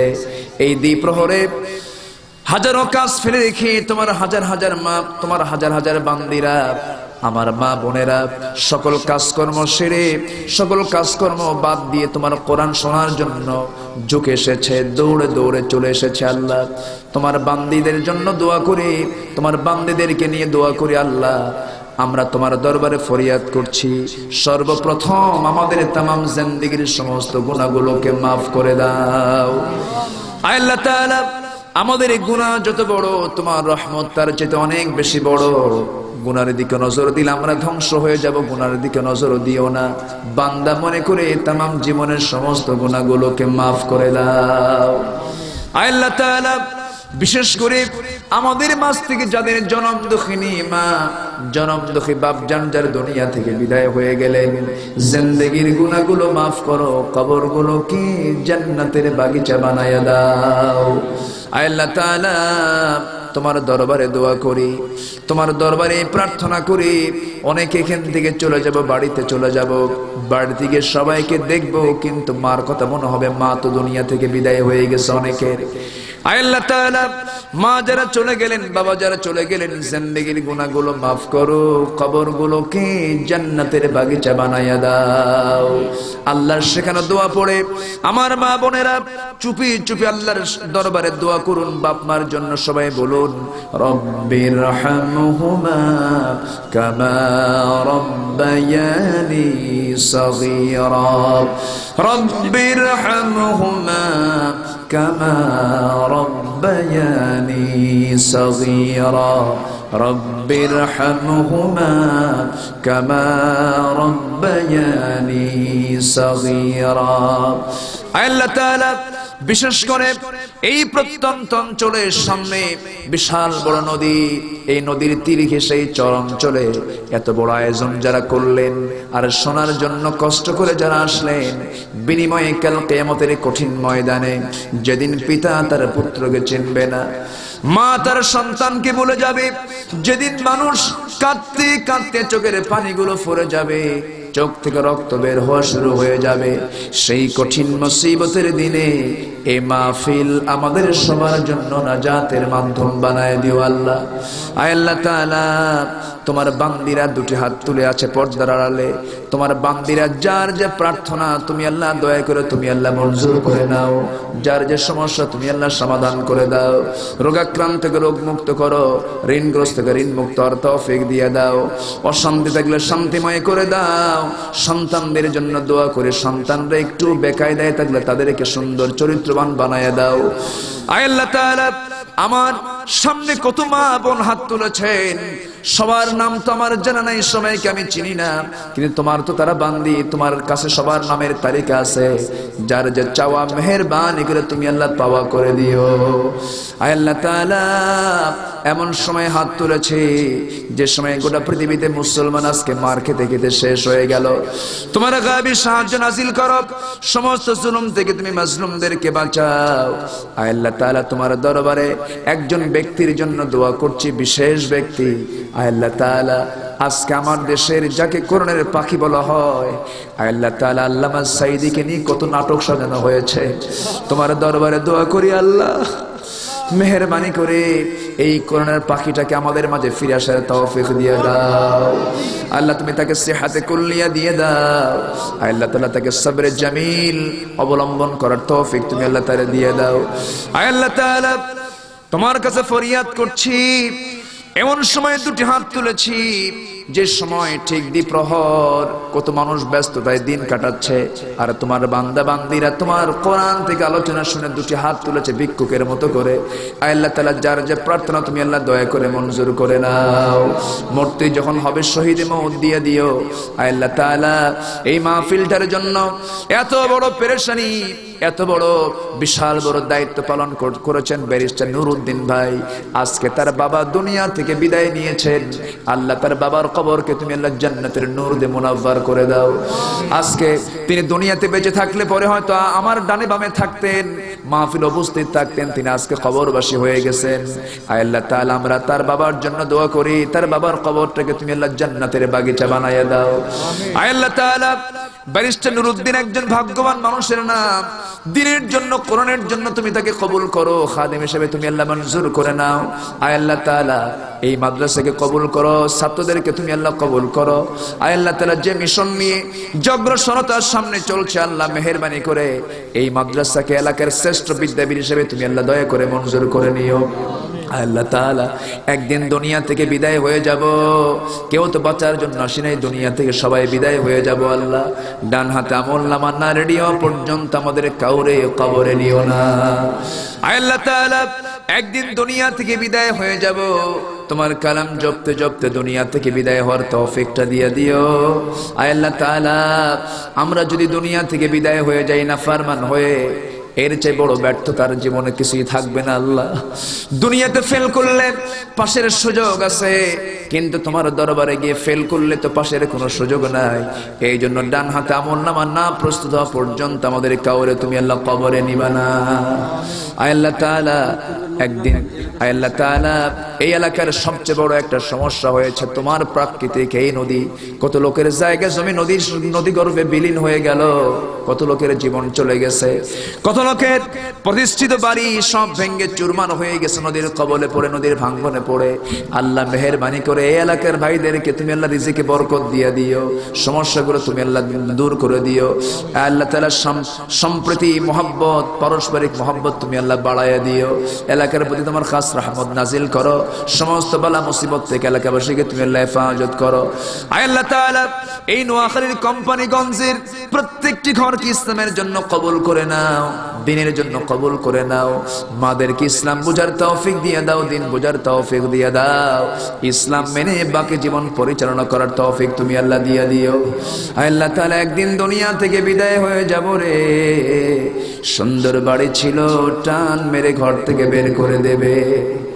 স্ত্রী বলবে স্বামী কই যাও, আমাকে তো একটু বলেও গেলে না। সন্তানটা বলবে বাবা আমার জন্য কি সদাই কিনে আনবা না? আমাকে ধরে গোসল করাইয়া দিয়া কাপড় চোপড় খুলে নিয়া এমন জামা পরাইয়া দেবে রে যেই জামা জীবনে কোনোদিন পরি নাই।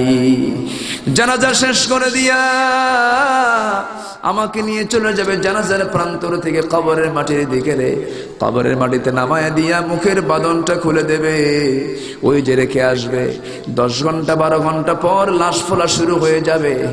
24 ঘন্টা পরে সমস্ত পার্সপাতি অকেজ হয়ে যাবে।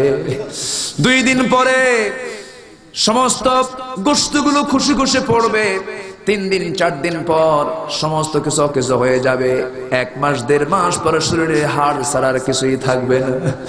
আল্লাহ গো, এই তো জাগতিক জীবন। এই জীবনের জন্য কত না সাজানো গোছানো আমরা প্ল্যান করি। আল্লাহ আমরা কিচ্ছু চাই না, আমরা তোমাকে চাই। আমরা কিচ্ছু চাই না, আমরা তোমাকে চাই। আমরা কিছুই চাই না, আমরা তোমাকে চাই। তোমার সঙ্গে মহব্বতটা বাড়ায় দিও, তোমার সঙ্গে আমাদের তাআল্লুকটা বাড়ায় দিও আল্লাহ। মহব্বতটা বাড়ায় দিও, 5 ওয়াক্ত নামাজি বানায় নিও, দ্বীন ঈমান বুঝার তৌফিক দিয়ে দিও। আল্লাহ তাআলা মা বোনদেরকে পর্দায় থাকার তৌফিকটা দিয়ে দিও। আল্লাহ তাআলা দ্বীন বুঝার তৌফিক দিয়ে দিও। সমস্ত ফিতনা থেকে আমাদেরকে তুমি আল্লাহ বাঁচাইয়া দিও। তাকাব্বাল মিন্না ইন্নাকা আনতাস সামিউল আলিম ওয়া তুব আলাইনা ইন্নাকা আনতাত তাওয়াবুর রহিম। سبحان ربك رب العزة عما يصفون والسلام على المرسلين والحمد لله رب العالمين. واجعل آخر كلمتنا عند الموت لا إله إلا الله محمد رسول الله. السلام عليكم ورحمة الله وبركاته.